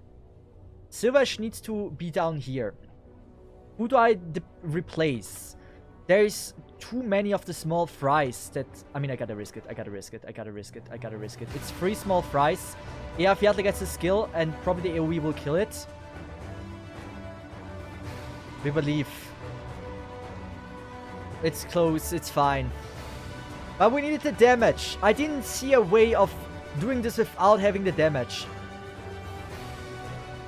I should have blocked one of them. I should have really blocked one of them.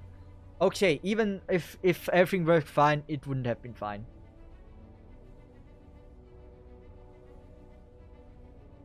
Verse 90. We're not playing module. We're playing day 1 Arknight's characters without using modules. Hydralisk. I would love to use modules, but we can't. I would love to. According to what Dahon has in his blanket, it is indeed the hardest stage. You don't make me excited for 12 H12-4. You really don't. I really don't want to touch it at all now. You do have the modules itself, but just disabled it, right? Yes. We're not allowed to use modules. I mean, I don't have the modules for most of these. I stopped playing on my main account a year ago. The current rerun event made me quit Arknights for a year. The Sylvester's Nevis or whatever it's called.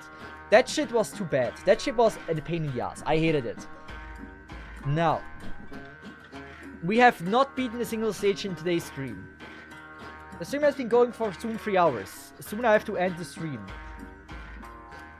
Ifrit can hold the lane here. Love Maneko, you told me you managed to save those boxes. How? How do you save those boxes? I can stall with Project Red. I could stall the boss. That is no problem. But how? But how did you do it? But the boss will go in this direction, right? Only if I mean, I can try, but like this is gonna be pain. So Ifrit. How long is your skill free cooldown? 30. Okay, there's no earlier DP.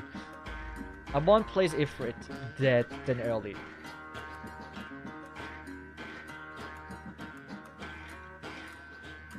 Can't you just block? But by the way, if I prevent them from reaching the boxes if they're in that state, and they will transform, do they still want to go through the boxes? To be fair, Navis was my first event starting Arknights. Ikanda won Lorry. That was the worst event too. That was the worst event. I see we finally feel the ball. Yeah, it's not easy. We can try. You know what? I'm not gonna do many more attempts, but I will try. I will try. We're gonna go with Savano because Savano has some amazing soundtracks that I love. And we're gonna go with... Do we save the boxes now? We do. Yeah, we do, right? So we're gonna go with run 1 strategy. Oh, look, it's... Do you know Denbet? Wait. do I get to see now new combinations? Denbet is... Denbet is here for... I know Denbet also a while. Is he is he like a professional Twitch viewer that every Twitch streamer knows him? Is there something I'm missing? Is there some Dembet lore I don't know of? He's the best. Okay. Horny view of all time. I mean, okay. Closely knows his viewers, it seems. I mean, I would say, if you're a streamer, right, the one thing you learn the fastest is like how horny certain people are. Like, there's just like the people that they are down bad and they're not afraid to display it to the world. Like, if they want to put their dick inside that waifu, they have no fear of letting you know that. Let's just go with... I can't do this. Come on, come on, come on. What? Let's just go with this. This.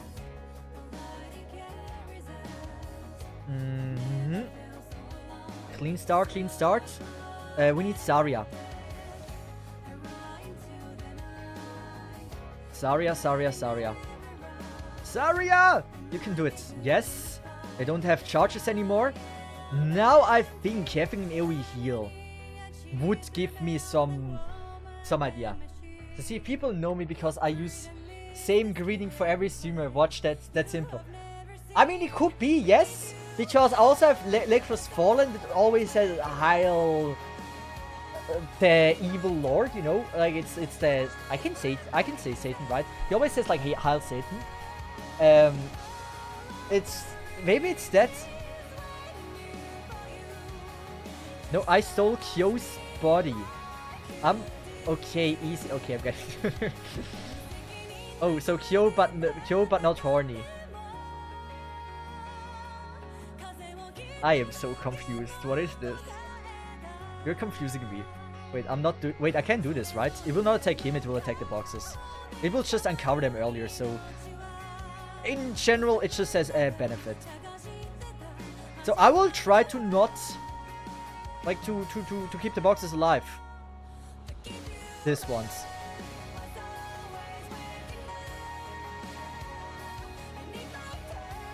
But like... Can I not just do this now? And then we just go with the silver strategy. Again. And just pray for the best. Like, the silver strategy seemed to be working just fine. So I don't see a reason why we shouldn't be using it.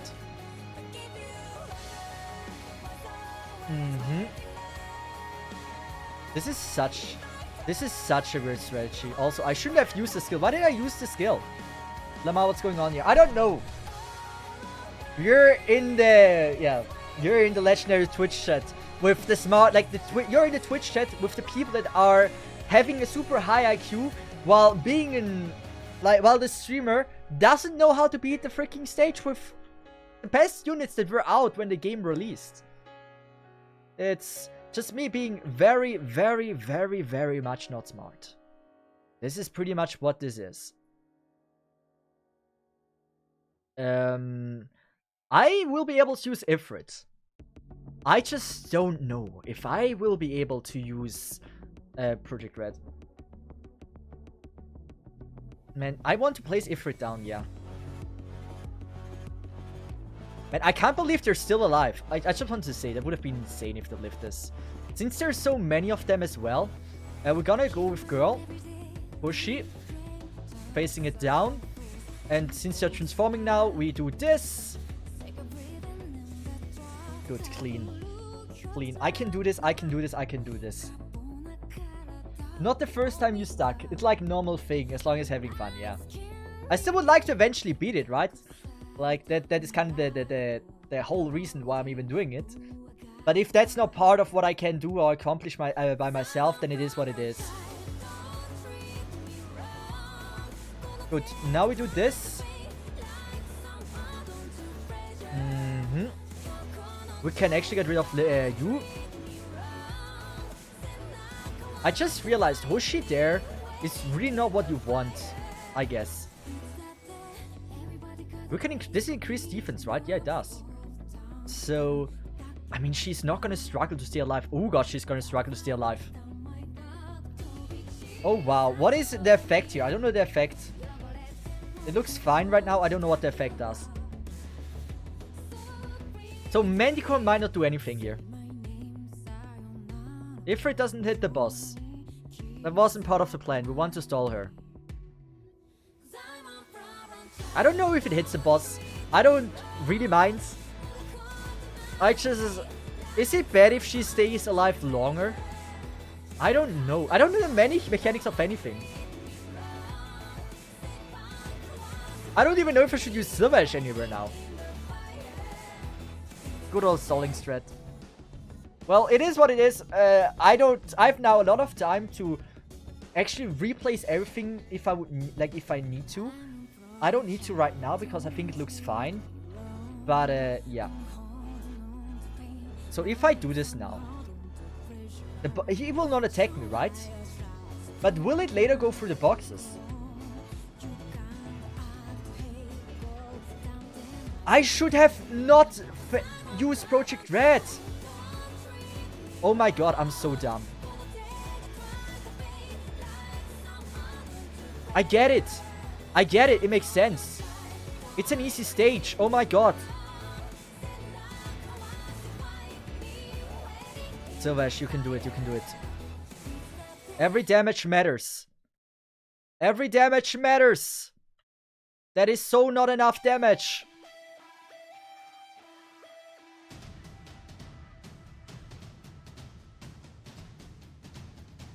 Does she go up? She's still going to the blocks. See, she is still going to the box. And I can't heal. And I can't distract her with anything. I can't let her get closer. I fucked up with Sylvash though.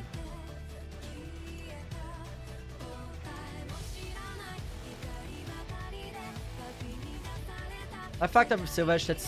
That's on me. I can go Gravel Project Red. This should give me like an infinite stall. I like Gravel Project Red's idea. That feels pretty decently smart.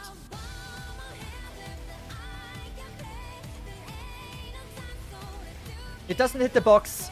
It doesn't hit the box. Yes! Good. Does she change directions? Does she? She must change directions. Otherwise, everything we've tried here would be in vain.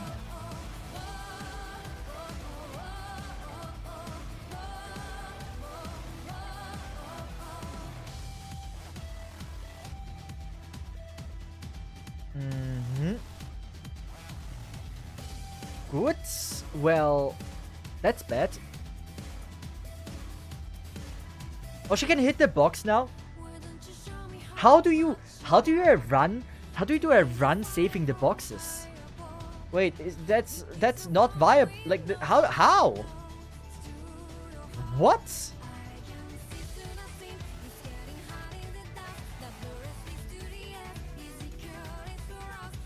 How?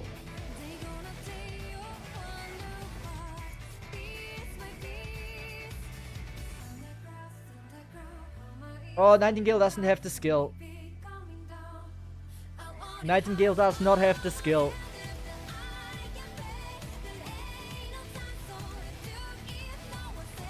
This makes no sense to me. This makes no sense to me.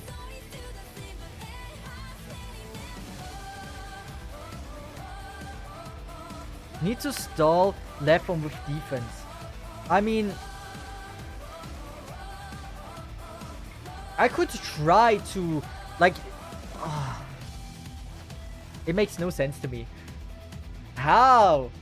How we were so, like, the left side. I can't kill the boss. I can't kill the boss on the left side. And if I let them destroy the boxes, I mean, I could let her destroy the boxes actually. That'd be fine. We could replace it in that time. That is a hard fucking stage. I can only imagine how hard H12 4 is. That must be diabolic what they created. Whoever created those maps must have been dumped by their girlfriend, probably got divorced by their previous relationship, probably got fucked in the ass by a girl, and was like, dude, my life's horrible. I'm gonna go with the end goal of making everyone else's life miserable. Like, what the fuck? I don't see it. And I have to end the stream soon. Like, dude, how much butt plugs do you need to take to be so diabolic? Man, oh, I can only feel his pain.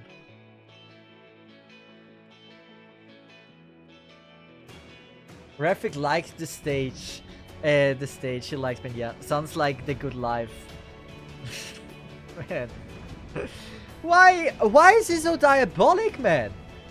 Who was in charge of the stage? I want to give him a hug. Let me hug that dude and give him some love. Like, the way this map was created, I feel like he has never experienced love in his life. I feel like I understand his pain. Oh, shit. Some people just want a hug. And I've never seen a stage scream more like I just want a hug than this. Dude went through like the most miserable life you can imagine. Man. At December 5 we have pinch out operation with tanky hell Gundams. Well, I have to figure this out how this is gonna be played. I don't know yet. I sadly will have to end the stream for today. I just don't have the time to do this now. But like, what the fuck, man? Who hurt him? Oh, yeah, it is what it is. I cannot find a solution for now. We might actually watch a Kyosin guide. Just, you know what? No. We're doing it. We're doing it. You know what? This is not no gacha. We have different rules. While I'm not allowed to use modules and altered versions of characters, I am allowed to use a Kyosin guide.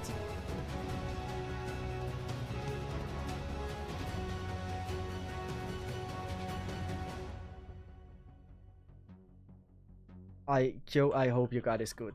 I hope your guide is helpful. I don't like, if your guide is not helpful, I am fucked. I just want you to know that I'm fucked. Yeah, by the way, Sendas looks so good. Like, I'm so excited to give it a try.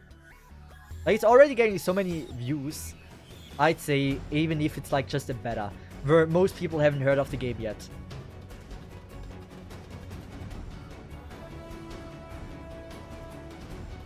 This is event. CV, we don't need CW. Angelina is hot as fuck. Where do we have it? Yosin, has anyone ever told you upload way too consistent? CW8, CV10. Is everything called CW? What the fuck? Am I already here? H, here. Here we're at the spicy stuff.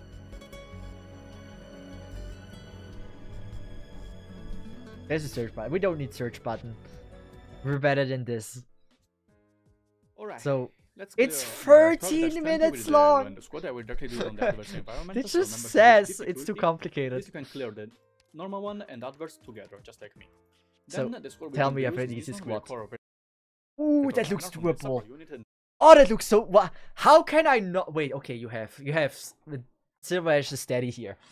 But like, other than that, this looks like I can't use Merle. I can use Spiegel, Spot, Quora, Arene, Honeyberry. I can't use Sister. I can't use Gabriel. I can use Gravel, and this looks so doable. then Flag Vanguard, Medic Defender, two of your best defenders. How can you do this with Ranger this? Guard with the good art damage. Oh shit, Two of that's your my best voice. medics, your best Yeah, we sniper, know your all. best, Listening to your own and voice also is defensive one, terrible. It and sucks. your best You sound fine, mate. If you Like, don't have totally one, fine. Honeyberry is literally free from the certificate shop. Just get her from here. She's really good. AQ is watching his own guide, yeah. Even my By the way, I don't know if Kyo has the same thing as I do. Probably this is like Connie Critter thing.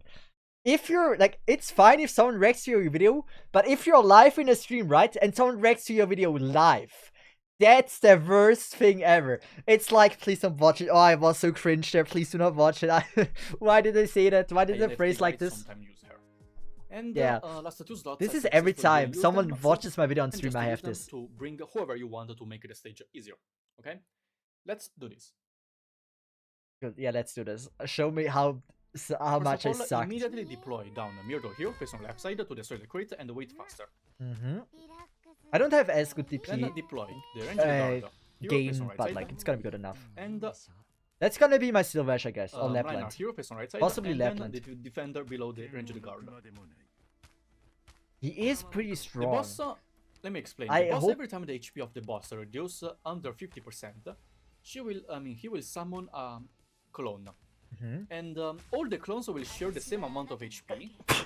If you damage one clone, all of them will take the same damage. If you damage all three together, they will lose HP faster. So this is how the boss works. Now, deploy a faster deploy here, single block, to block the boss. And also, if one of the That is so smart. is still in camouflage, Why didn't I stall the boss?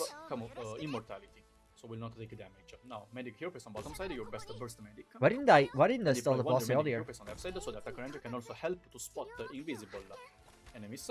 I mean, sassy civilians. Now, activate minor skill. What is her range again? This one is around. Is her range like Honeyberry's range? I don't think I have anyone with her range on my account. Most likely.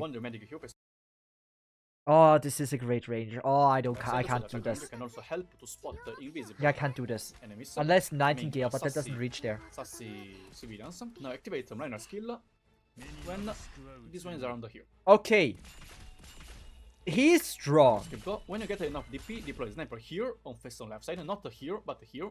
We just don't want to destroy one crate, not the other one. Okay. One more time with the mirror and don't activate it anymore. Because the next wave... So you just stall the boss as long as possible. Ready is when there are that is smart. And we have to leak the second one. The first one is good. By the way, Justin, something I'm curious to ask. Like, I know that you're always playing stages on CN first. So when they're coming out, you already pretty much already know what to do. But when you first beat the stage normally, when you have done that, do you check like how CN people have beaten the stage before you? Or like, how do you make your guides? Do you just spend hours upon hours on the stage to perfectionize, or do you watch also other people that have already perfected the stage? Like to get an idea of like how you can make it perfect for yourself as well. When he's ready, so for example now... I'm telling Chris about this. If I were to make like guide videos, right, I would always watch how CM people would have done it and try to maybe either find improvements or do it in a similar way. Like, there's like people say you shouldn't be stealing strategies, right? But if there's like the best and perfect strategy to use, I think there's like, I would probably, if I were to make guides video, we don't want that I would probably use that. So if you want to use the skill, just use it when the enemy is here. Anyways, it's useless because you have a maximum capped DP at 37. The sniper on top side, covering is so smart as well. Her job is to spot these enemies. I spend time. That's wild. How long does it take? Like, just for this video example, like how long did it take you? After revealed, you can find the perfect strategy. We don't need anymore. And because we needed to redeploy later. Now you can use the deploy a defender here. Tanky defender. If you use it hey, at least even though you use low rarity operators, I appreciate that you said not minutes. I appreciate that, man.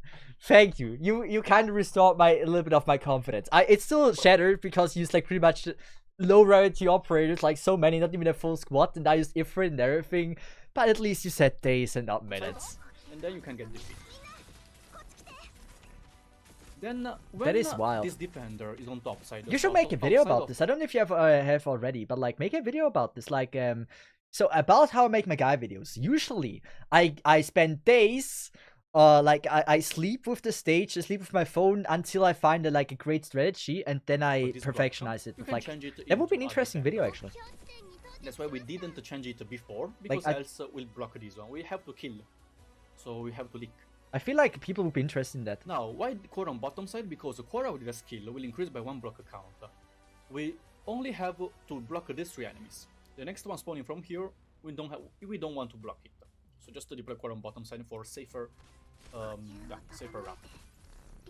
Now keep go. Activate a minor skill when this enemy defender is here. Yeah, probably if I were to make guides and I would have to do it all myself, I would probably try to clear the stage 1 time and then save the clip and watch it 5-10 times in a row to see everything how they walk and what is happening. Maybe I would be able to come up with something. The skill. This is really important unless he's really good defender. Now activate the burst healing from medic defender and Lunar is amazing. Get more DP and you can retreat mirror as well. Block this enemy. It makes so much sense to do this, I guess. Like, so this is the only way you can actually focus on what is happening on screen. If you play yourself, you have such a hard time to actually observe what is happening. Because we have to wait. And so we did the skill, they almost taking no damage. I would say honestly what I would do, like when I have to do it, right? To like Nightingale here facing down, so I have the heal here. That's probably what I need to do. Since I don't have someone with Honeyberry's range to uncover the enemies, I would say a Nightingale facing down here with like the Exia here or whatever. Something in the I need to uncover. How do I uncover them? I can go with Nightingale here, and then Exia, or like any sniper facing down. It's gonna be weird. Around now you can start to use it. And the diplo sniper here. But I can see some possible way of doing it. As you can see, there are 1, 2, 3, 4 enemies on bottom side, and the spot can only block 3 of them. So unless you have Arena, because Arena can target one additional enemy, you have to deploy the sniper here to help kill 1 or 2 of them. I hope Lapland would just fine there. That's why we don't deploy the medic yet here, and keeping a skill for now, and use it as. I hope Savage is also gonna help there. At least you can wait the sniper to help kill the enemy first. After the sniper did the job, you can deploy the medic here. And as you can see, we licked this enemy. That's what we wanted. Okay. Okay. Using this one. I see one big issue with the strategy. Luckily, we have Fiatlo. Like, Kyosin hasn't used the full squad yet. But, I will need to deal a lot of damage against these dudes. It could actually be that Angelina might be what I bring here. And minus skill when he's ready. Now you can retreat to the defender on bottom side, block the head here. By the way, I appreciate you for having the gravel skin. The gravel skin is so good looking. And when that I love dies, that one. Retreat all the operators on right side. 1, 2, 3. And focus on left side. Oh, that is so smart. So both bosses will be on the left side. I don't like Beagle's HP, man. Okay, we shouldn't have any problem here. that Beagle HP didn't look safe at all. Just activate the skill again to tank less damage. If you want, you could take another I'd be medic, sweating like there. Man, I would be sweating hard there seeing that That's Beagle. why the last 2 slots I left you the choice, okay? But I know that my medics can Yeah, I will have a better one. But then first deploy here because the boss will only die because Beagle has just not enough defense. Sounds so deploy, depressing. A bit of, corruption damage every short of time. So just deploy here to bait it.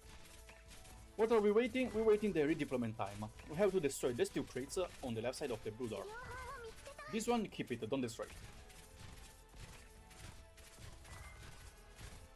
it. That is still like wild. Okay, range the guard here, face on right side to help kill these 2.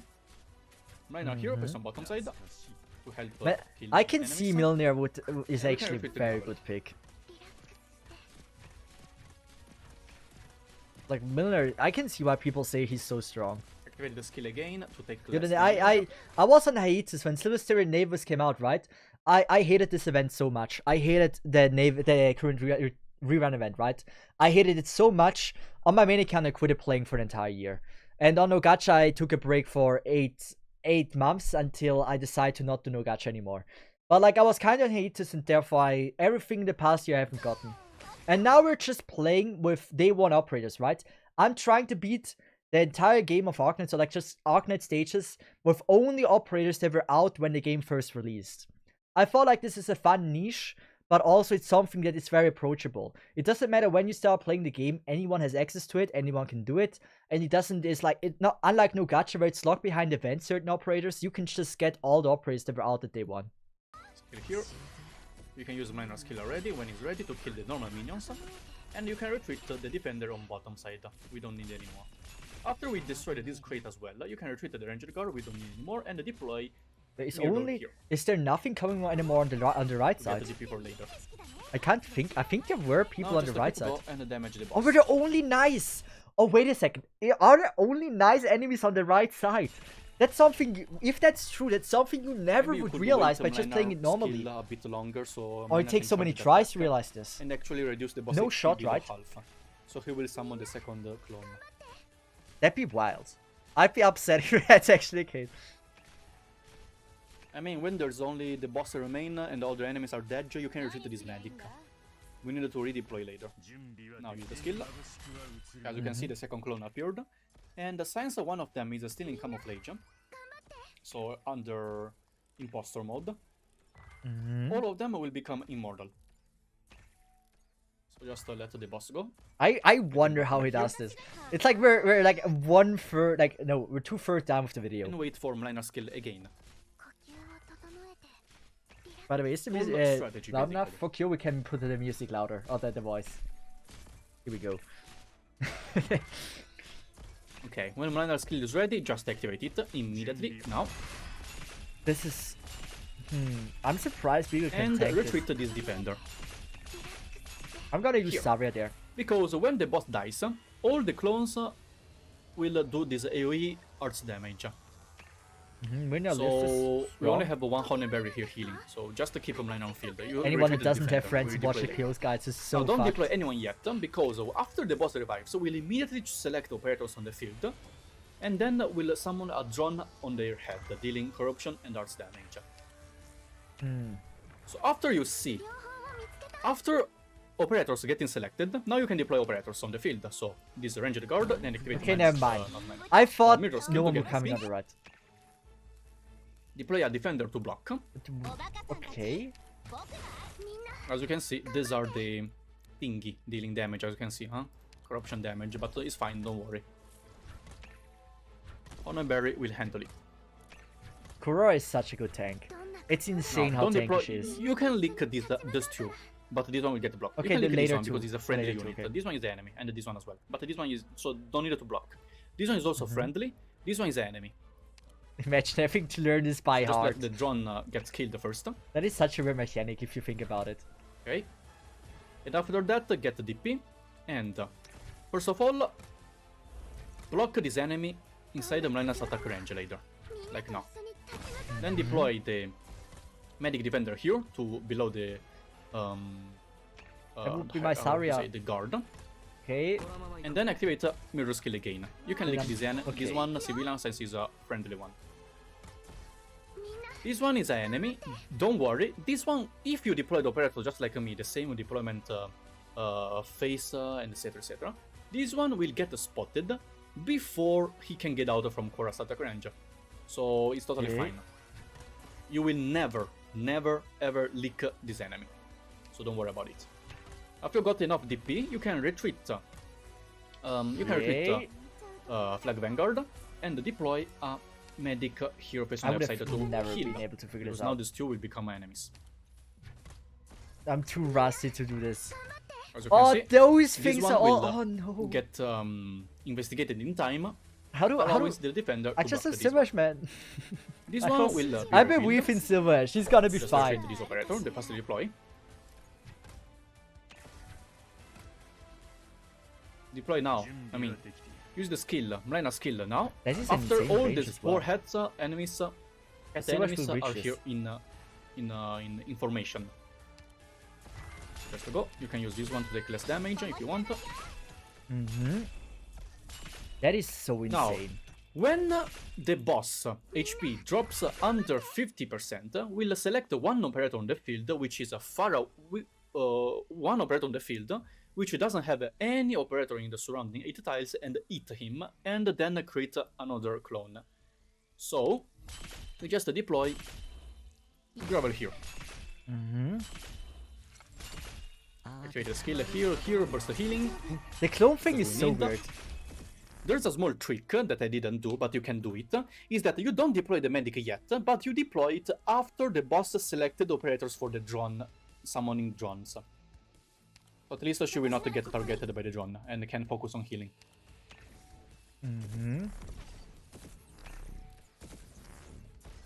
Okay, just keep going. To be As you honest, can see, if you I can were to make these a guide like Yo is doing, right, every time I would clear the stage after so long, after spending so much time, I would always pop off and would scream like, yeah! I would be like, yes, finally, I'm free. I think every time I would clear a stage, I would do that. It has the thingy, right? That means the boss will select this one to eat and summon the clone here. If I didn't deploy Gravel, will be Sasura, because on the surrounding 8 tiles there are none.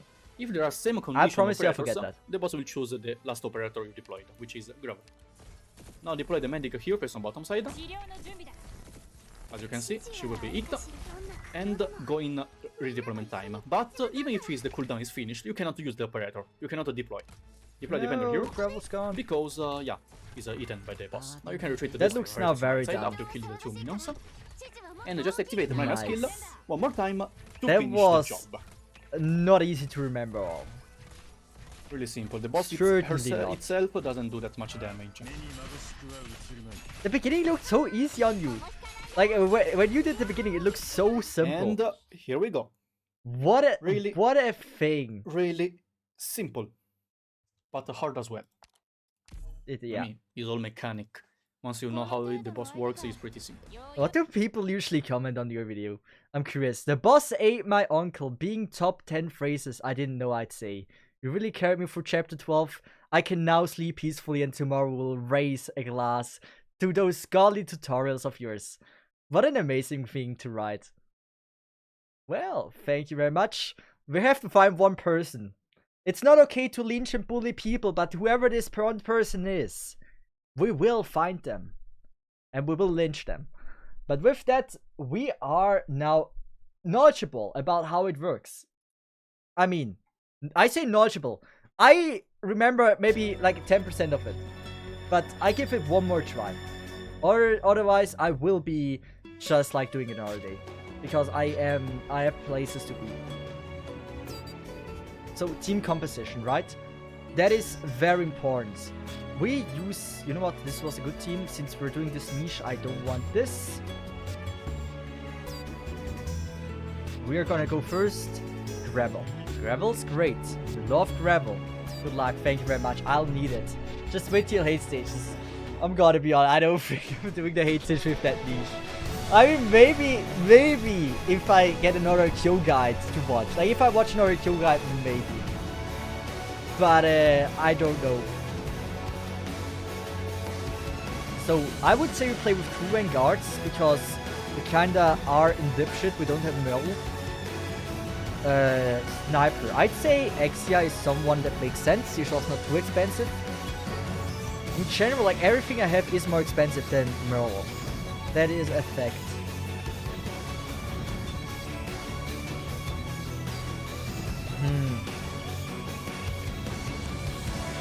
Are we going with Nightingale? I'm gonna go for Nightingale. Use Sister, I'm gonna use Wolverine, by the way, M6.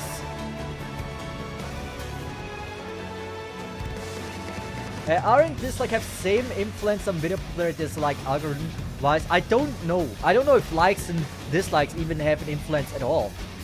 Like, you always hear people say about it, but there's never really anything that has proven if it is or not.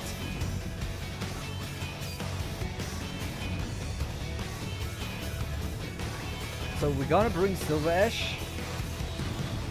Silver Ash like this. This is now what we have. The thing I'm missing is Lapland. Certainly a Lapland is something I definitely need. We need a Millionaire that we don't have. That is our Silver Ash. What are we missing? So, Gravel, Myrtle is those two. Cruz is Exia. Spot is Saria. Nightingale is Honeyberry. Irene is Lapland. Beagle is Hoshi. We need 2 heals. 2 single target heals.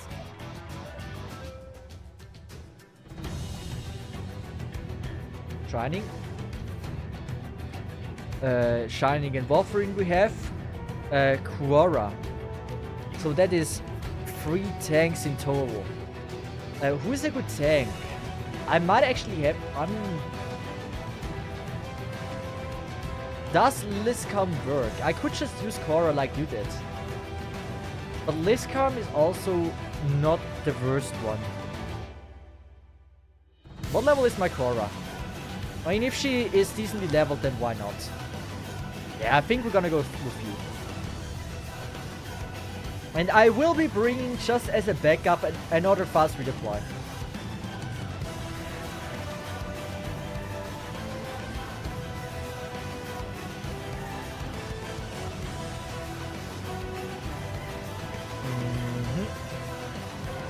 I just realized, probably no one in their right mind is using Project Red. Besides the one that are not my friends. I mean, I can use them. Why not? Good. Well, I'd say we're gonna give this a shot and see how it works. If I get any closer with that or not. Good. So first, we use you down here. Then...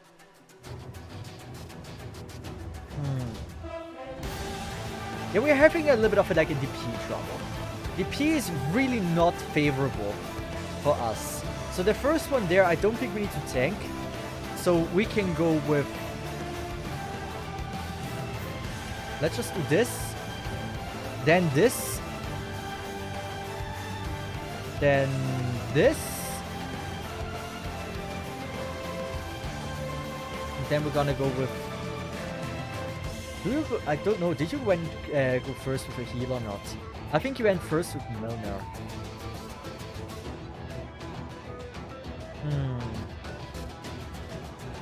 I think I can go with a heal.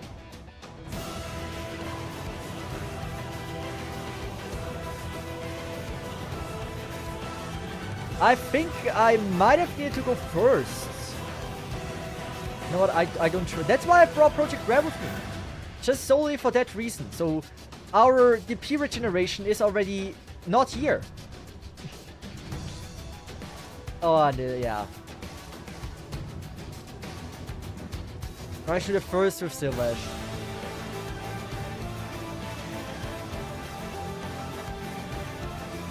Oh, the boss! Yes. So there's a boss as well. But like, can I not? Like, do I need Merle? I mean, yeah, maybe I do need Merle down there. Do I not have a self-healing Vanguard? I don't think that's a thing.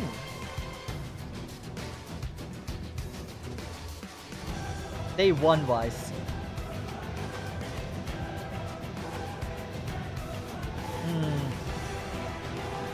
Well, we gotta be a bit creative. I can't go for 1-to-1. I still have to give my own flair to it. Self-healing Vanguard, yeah, Merle, right? It's Merle. Damn.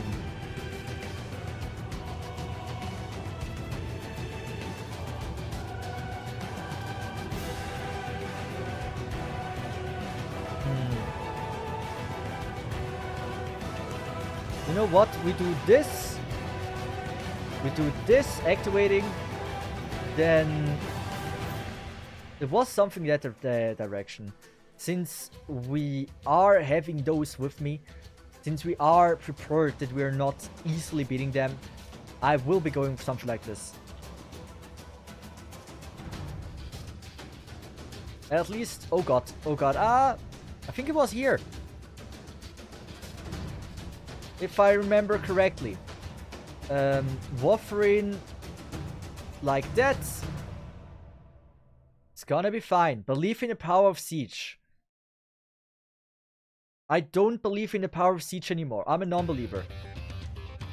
Oh man, I'm a non-believer. I'm a hardcore non-believer. Good, we have a free block down, and Texas has... Oh no, Lapland has her skill. Good. My first, nice.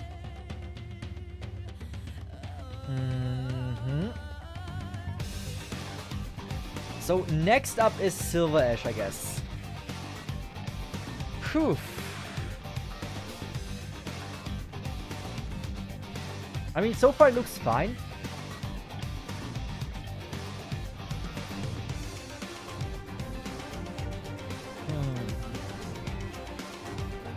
Silvash doesn't really matter how we face him, right?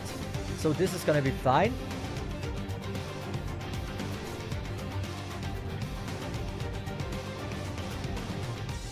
I'm just looking. I have his gameplay right next time. Maybe you can take other burst DPS like Ea. I guess Silvash alone will have time. Yeah, good. Yeah, I can see that. I can see Ea will maybe do a better job. Well, I don't think I need to use Sylvesh's skill though there.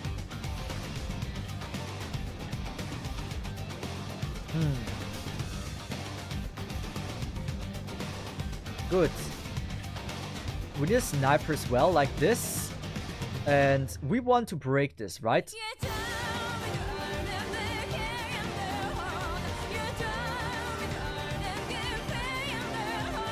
Good. I think here we went with this, like here you went with the switch, where you use Core Aura. Like, no, you use Deagle, but like, it does its job.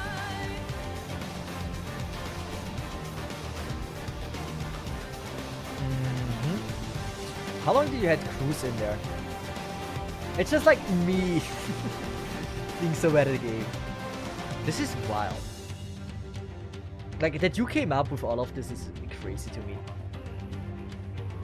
How long was Cruise in there?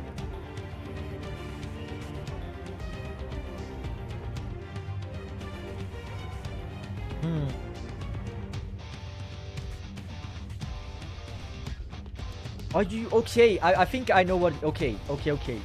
Texas is gone, but that's fine. I mean, it kinda isn't fine, but like, it is what it is.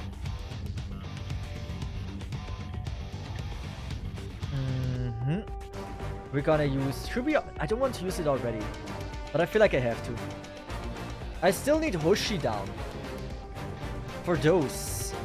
I mean, technically I could go with Siege, right?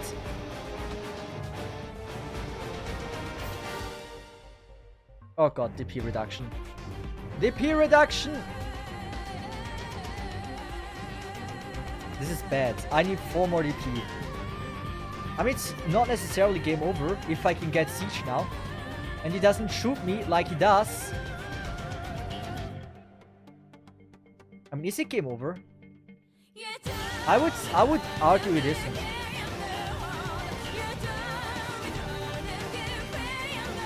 Come on, give me Siege. I don't know if I was in time. I might have been in time for that. Wait, Milner killed this one, right? Ooh, yes. How am I dealing with that then?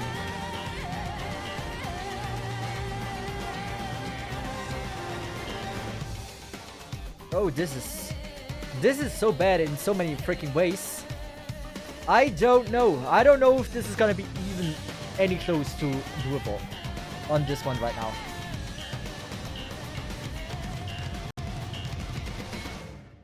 I mean, it's not bad if it broke already, right? And maybe it is bad. Maybe it is bad. But as long as I don't die here, it's fine. Did I say that I'm not the biggest fan of Siege? Oh, it's so not fine! Oh, it's not fine at all! Oh, man. It's so not... Okay, Sylvash. I need to use Sylvash, but I will be using Fiatla as well.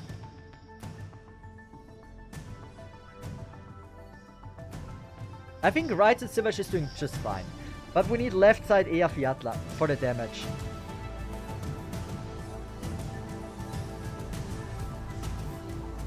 We need to.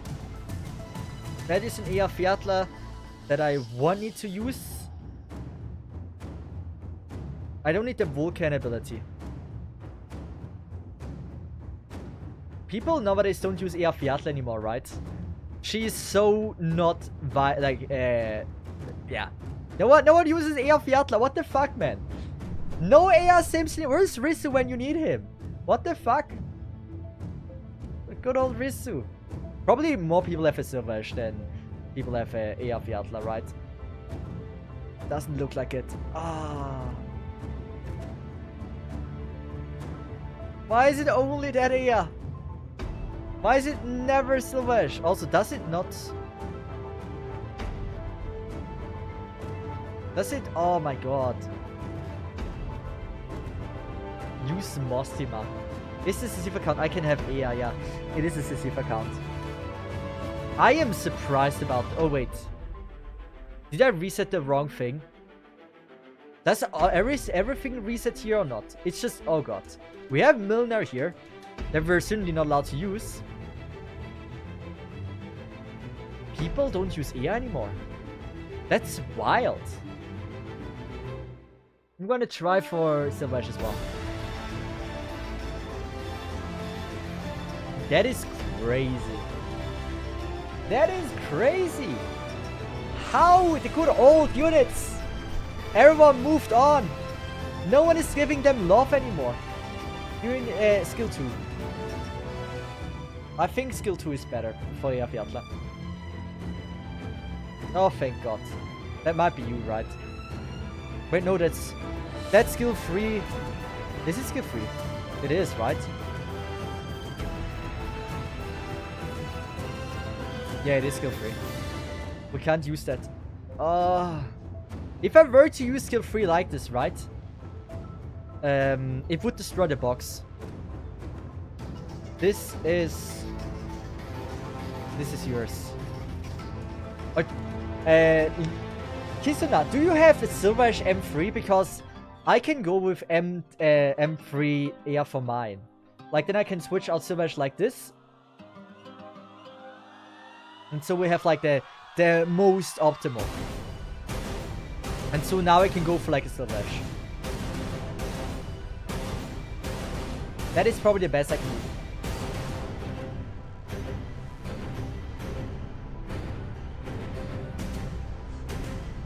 Here we go. Thank you, Kisuna. Now, that is what we're aiming for. We have everything to accomplish our goal. Now it's just a matter of if we can accomplish our goal. I might try Shining.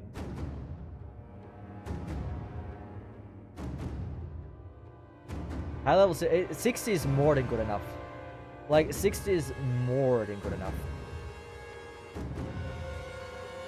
Also, what the fuck are we listening to right now? I don't know. We are... I want to let that one leak, right? We do this, we do this. I believe Shining will do a good job here.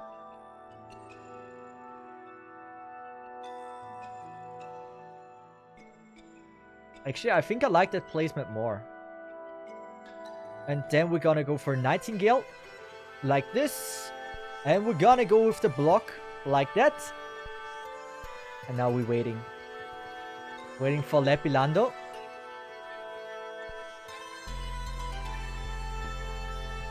We believe in Siege. We said it before. But Siege is great. Texas into... We need one more Sari point. Here we go. That should be fine. Boss stalling works just good. We need to prevent freaking Texas from dying. If that is even possible. Then we're gonna go with Silvash. Facing to the right.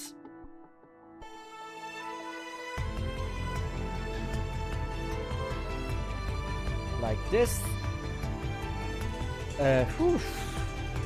I don't think we need Texas. No. Do we need Siege? I don't know. But we certainly need like a sniper like this. Because we want to break the box. This should be fine. I'm believing in this.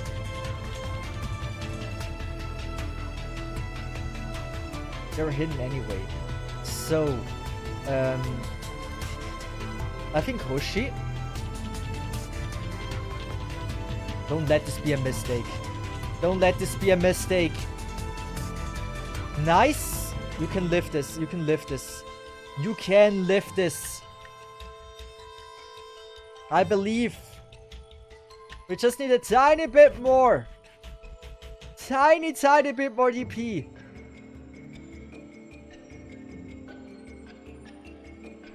Okay, we're gonna cope. This. One more DP.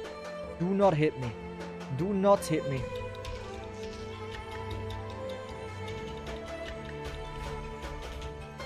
I mean, it's not the greatest opening. But I mean, we don't have any leaks. I can call this a victory. Also, we're not... That's fine, actually. That is so fine. We still have, like, no DP. Which you can definitely consider dog water.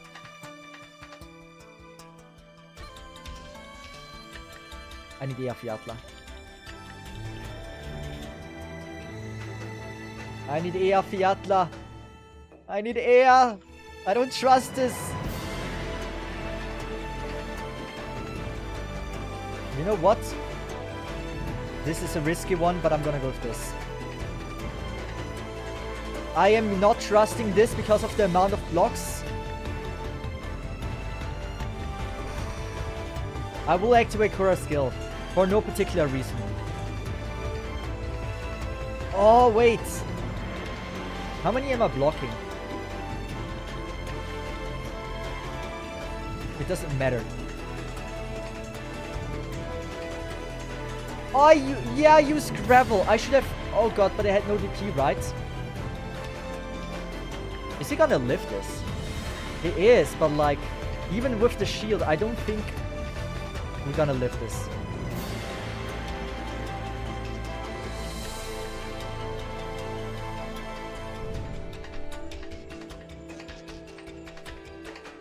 Never leave in siege. Yeah, this is hard, man. Yo! If only I could use Milnar or Milnir, that would help so much. Oh, shit. I mean, at least Sylvash is doing a good job. Ah, shit. Last try, otherwise I'm gonna save for another stream. I can certainly do it. It just needs a bit time and certainly more patience. But eventually it will be fine. It's just a matter of believing. That is what it is. If I just believe hard enough, it's gonna be good. It's gonna be great. Lapland.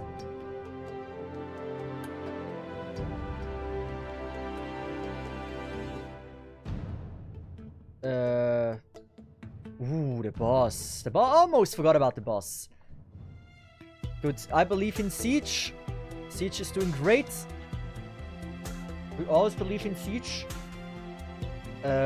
Activating the skill here just for good damage. Next up is Zarya, which we're actually getting soon. Clean. And now instead of... Actually, I will use Eafiatla immediately. I think this is the best I can do. Nice hit. Hex is also doing fine. We can do this. Forget Horse Uncle. What Horse Uncle? Like, I won't use it. I will keep true to the niche that we invented earlier.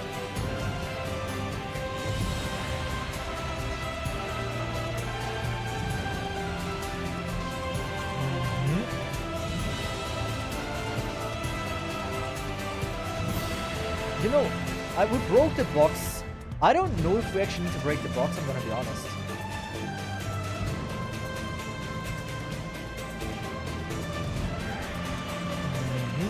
We need early damage against the dude. That's why I did that. Also, we're gonna activate this. Clean. Also, Siege is alive. I call this a major victory.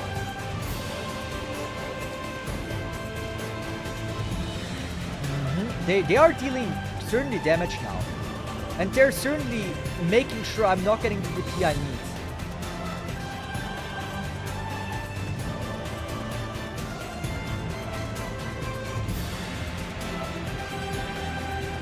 I can't undeploy Siege. Yeah, I can't undeploy Siege. Nice hit. Clean hit, actually. It's just keeping Siege alive. Come on. We're doing good. Don't give me another DP decrease. Best start. I have not once had a better start than this. We're staying loyal to the Kyo guide.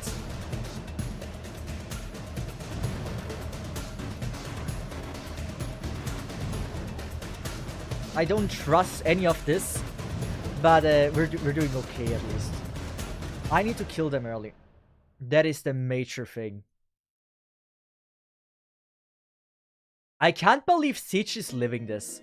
I might actually have to M3 Siege, just so I can utilize on her skill a little bit better.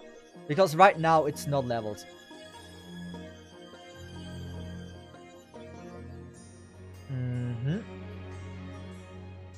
I don't think anything is not good with this.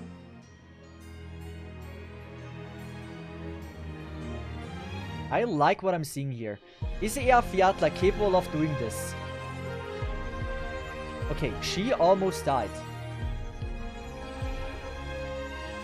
Okay, this is... We're doing this. Final hit, clean. And now. I see the damage and I'm like, man. We're not doing enough. We're not... What am I supposed to do in this situation now? Like, come on. Like, come on. What do you mean with horse uncle? I don't have a horse uncle. Not a thing. Also, my... Oh god, this is gonna be so rough. How did Beagle take it, but my Quora can't? Oh, I should have... yeah. Man, yeah, I said it's last run. I will eventually beat it. But right now, I'm fried. Difficult stage. Very difficult stage. But one day I'm gonna be successful. But the day is not today. I failed miserably. Even with Kyo's guide, even with Kyo in the stream. My IQ was not enough influence. I couldn't do it. But we got, I would say we're starting to understand the stage just a bit better. So it's not a complete lose. But with that, we are raiding someone. Where are we raiding? I want to raid someone with 1 viewer. How many followers do they have? They have 11 followers. Do they have a microphone? Wait a second. I don't know if they have a microphone.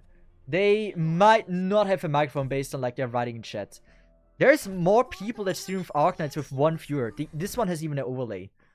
How many followers? 168.